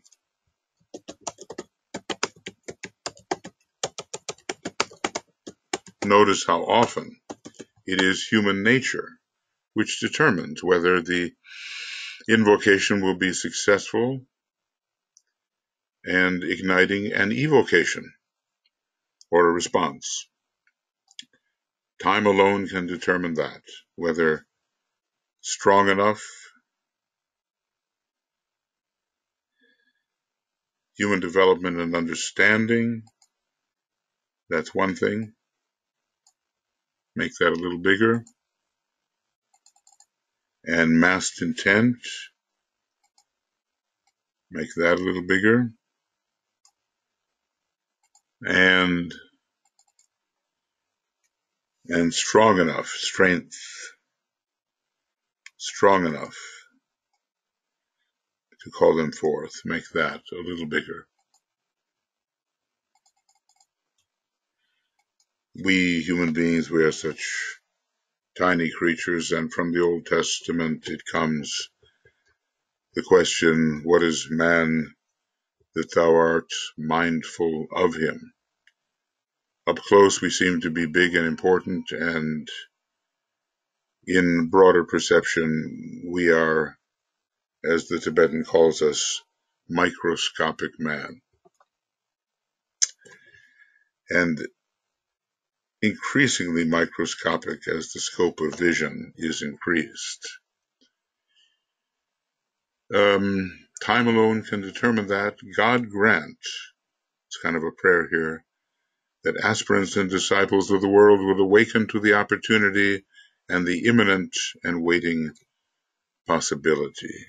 May it be so. The Tibetan is actually a very fervent master, and he has, according to report, displayed much zeal along the way, even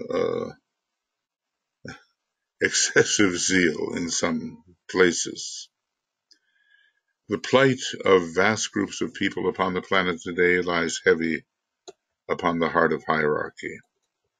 But to bring release and the appearance of the power that can liberate, human cooperation is needed. Nowhere is this more desperately needed than among the German people in their unhappy land.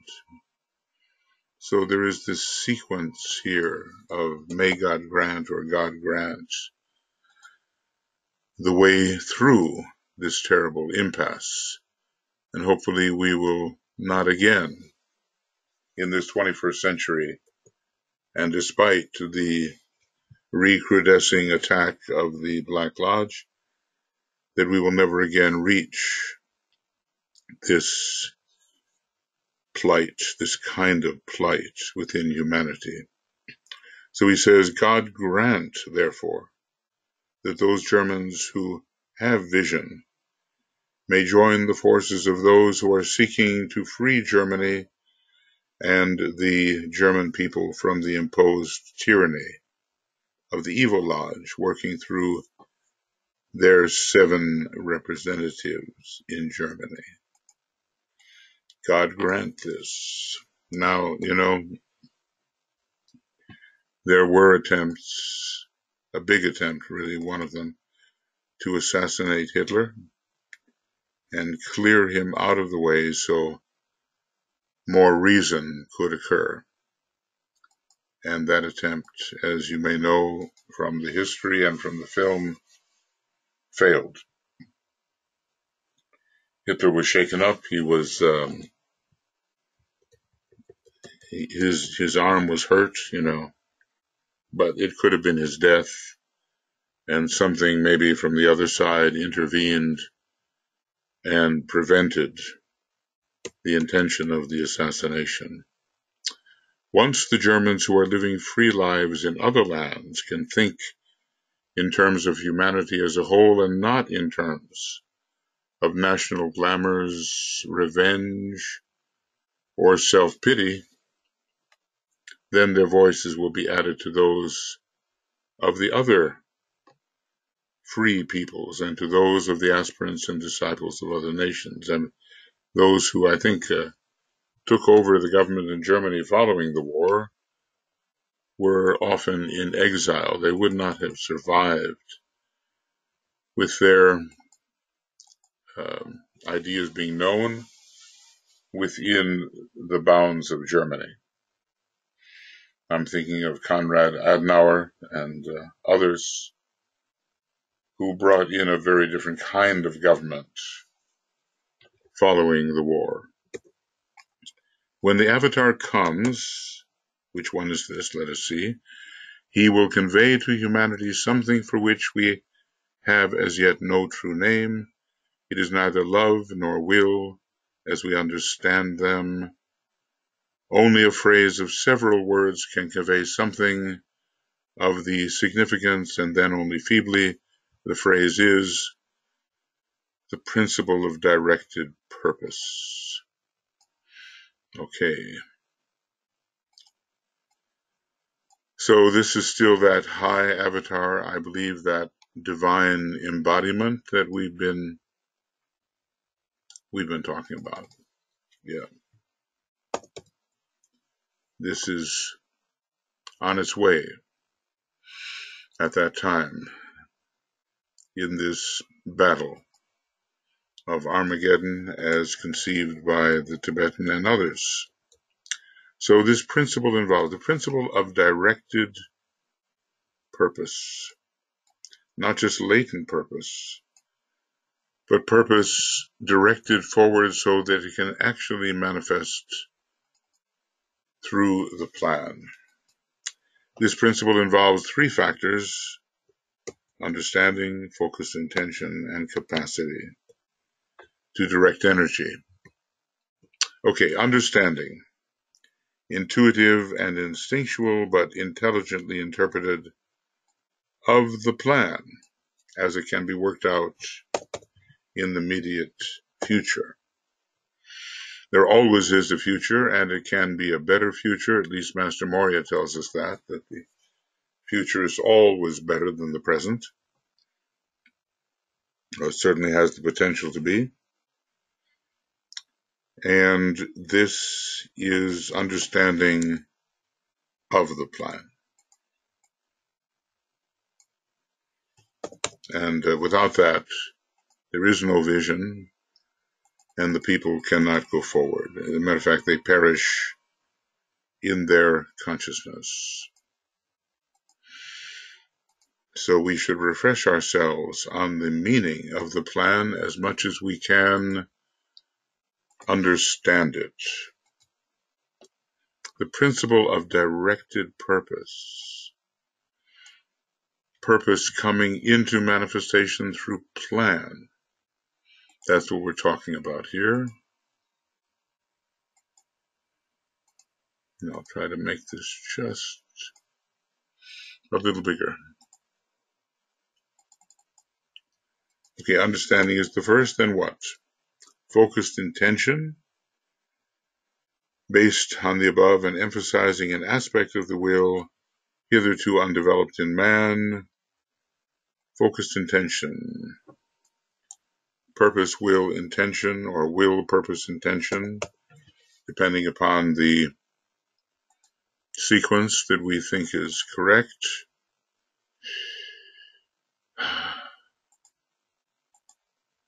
Based upon the above, and intention has the way of becoming very specific, not just a general movement towards a certain configuration, but deals with the specifics of making that manifest configuration of purpose tangible. It's in the fourth meditation in Dina 2, and we are to meditate upon purpose, will, and intention, and the distinction between them. And then the capacity to direct energy through understanding and intent towards a recognized and desired end, overwhelming all obstacles and destroying all that may stand in the way. So without understanding and focused intention, we cannot direct energy. Okay. So we have to have these factors alive and well within us to fulfill the principle of directed purpose. And the avatar will bring this. This is what the avatar will bring. And there are so many, the Christ is an avatar, the avatar of synthesis is that, the spirit of peace is that, even the Buddha is going to function in an avataric role. To what extent are the three lords of liberation avataric? That has to be also determined. Now, the overcoming of all obstacles and destroying all that stands in the way. This is not destruction of forms by force, such as is now being imposed upon the world, but a destruction brought about by the greatly strengthened life within the form. So not imposed from without, but the life principle becomes so strong that the form that has to be destroyed can no longer contain that which is being generated within the form. Only the next 100 years will reveal the significance of this statement, and then only if the massed intent of the people evokes this avatar of synthesis during the next 12 months, and we're talking about the year 1941 into 42. So now he's clarified. So let's just say this is a clarification of the avatar being invoked. The avatar of synthesis, and he does announce that, the linking up of this avatar with the planetary logos. I don't want to say too much yet. I think it's 1945. And it was somewhat, I think, contingent upon the Christ's plan for the mode of his reappearance. I have called this being by this name because it expresses the quality and the objective of the force he brings and wields.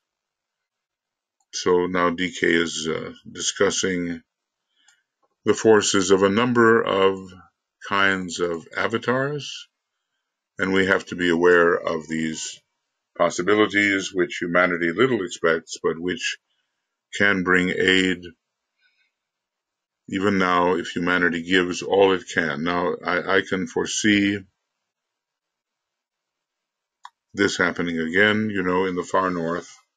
Is it in Spitzenberg or whatever you call that island, north of Norway, part of Norway where the seed bank is built and the different seeds of the world are brought together so that life can go on this planet.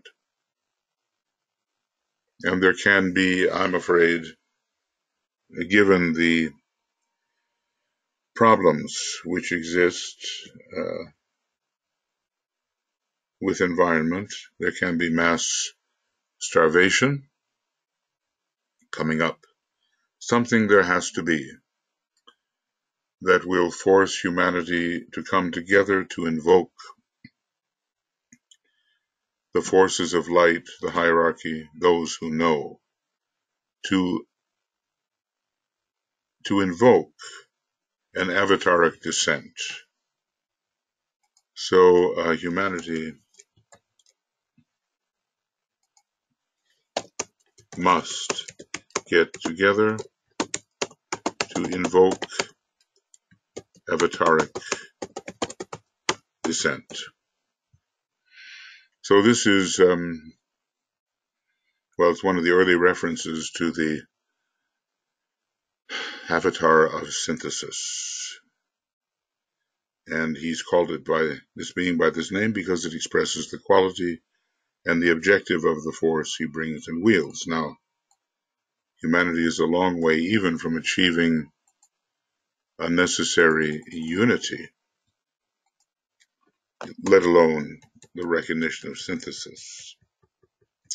Another and lesser avatar is also awaiting a call from humanity.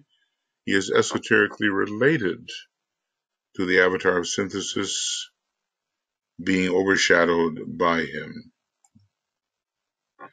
Okay, that term overshadowed, of course, seems to have a slightly negative connotation, as the word shadow does in psychology. But we do realize it's a kind of overlighting in a way, and that there is something within and above that conditions the kind of energy, higher energy, that can flow into the human being. It's a lot different from obsession, In a way, it's a divine possession. Now, this avatar can descend onto the physical plane into outer expression and can thus step down and transmit the stimulation and quality of the force of the greater avatar, who can come no nearer than the mental plane. And if the Christ can be called an avatar, so I want to ask that, if the Christ can be called an avatar, can this also be true of Master R? That is the question. So, there's a lot of flexibility here, a lot of proposal of possibilities, but not knowing exactly what will occur. And even now, we do not know, but let's just say that I would say the Tibetans' new installment will have a lot to do with helping us cooperate with the imminent externalization of the hierarchy and reappearance of the Christ. Who this coming one may be is not yet revealed. It may be the Christ if his other work permits. It may be one chosen by him to issue forth, overshadowed by the avatar of synthesis and directed in his activities by the Christ, the Lord of Love.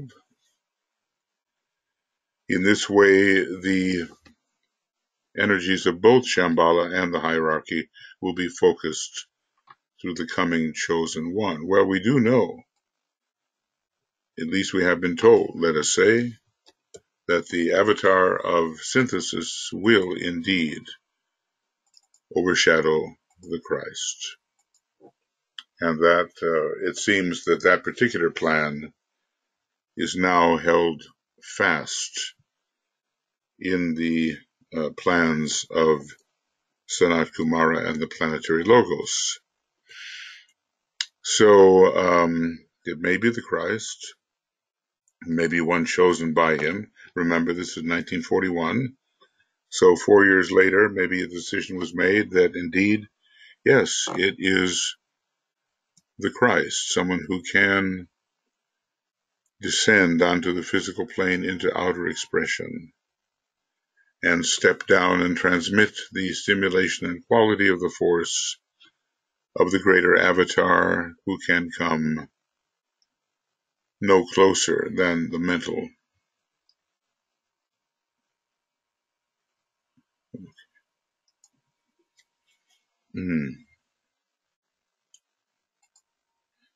Little pause there, excuse me. Doing a little housekeeping,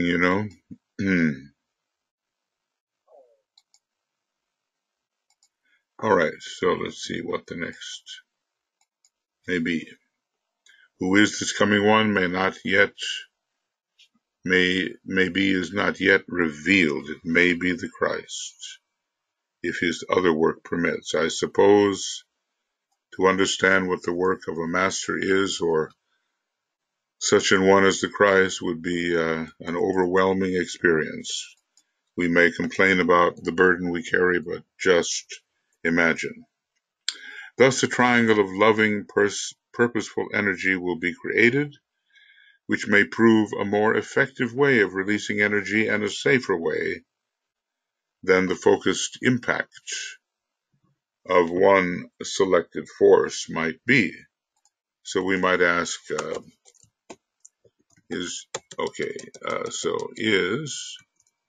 he referring to the triangle surrounding the Christ, which is expanded upon later in this book and is taken up as an assumption. Okay. Well, I think we're on to a new subject, and because it is new, it might be better, well, at least it offers greater specification in this question of the coming avatars. He says, I realize the difficulty of the subject and perhaps may simplify the matter by a brief summation. So, a simplification is coming for the next program. I think that would be very good. We're on page 303, and I think we began at 295. Somehow about 8 pages.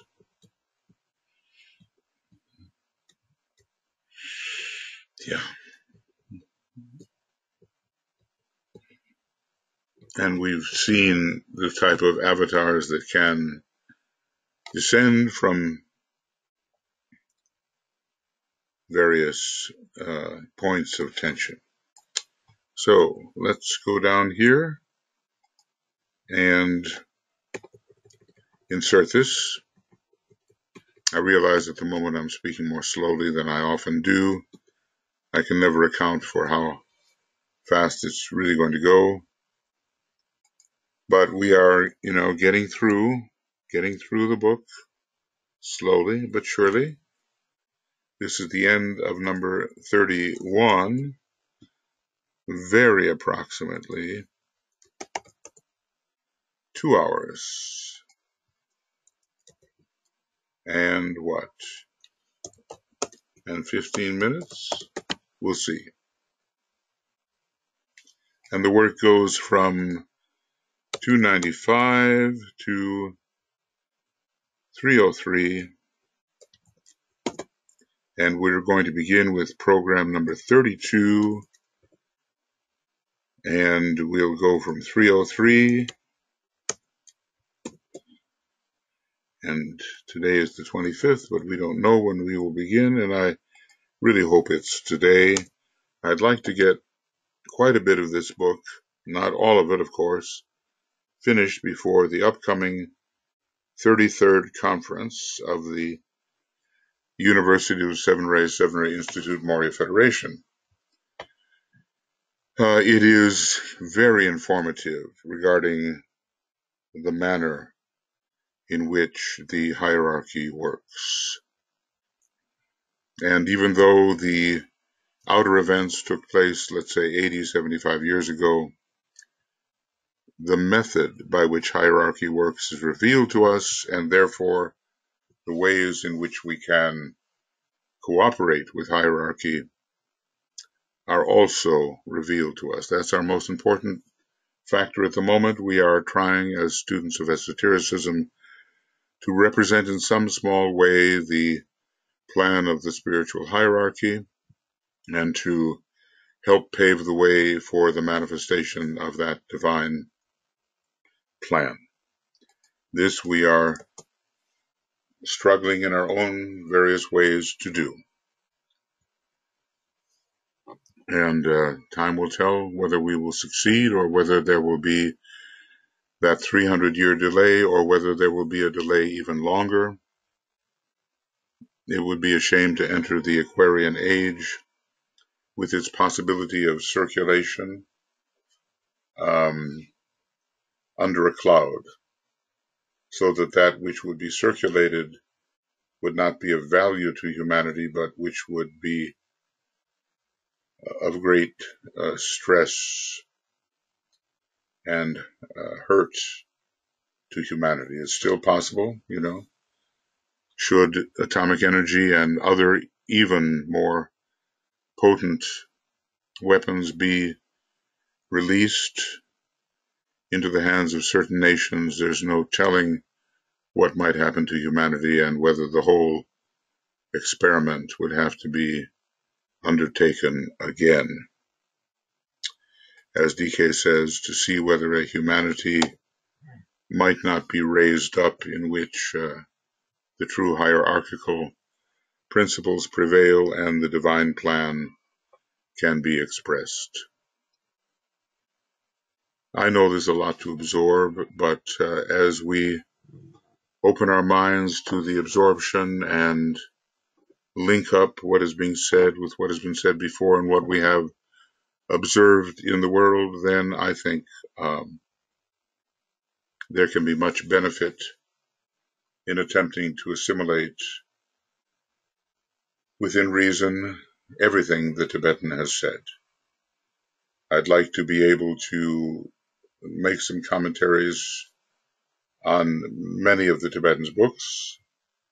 Maybe, I can't do all,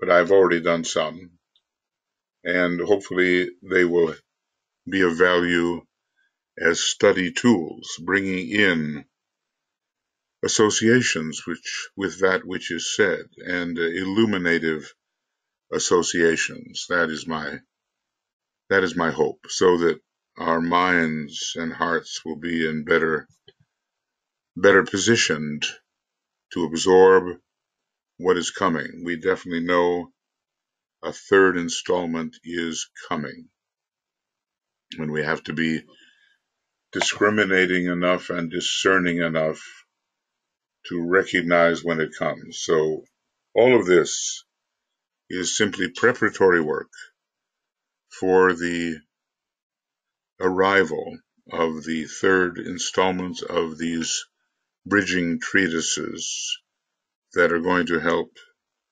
humanity enter the Aquarian Age in the right way. Okay, friends, that's going to be it for the moment. I haven't any idea how long this program has been, but I really haven't any idea. But let's just see. In any case, it's not scheduled for primetime television where it has to be, just so many minutes. We'll see you then. Lots of love, many blessings, deep study, deep meditation, earnest application. Let's see if we can uphold our part.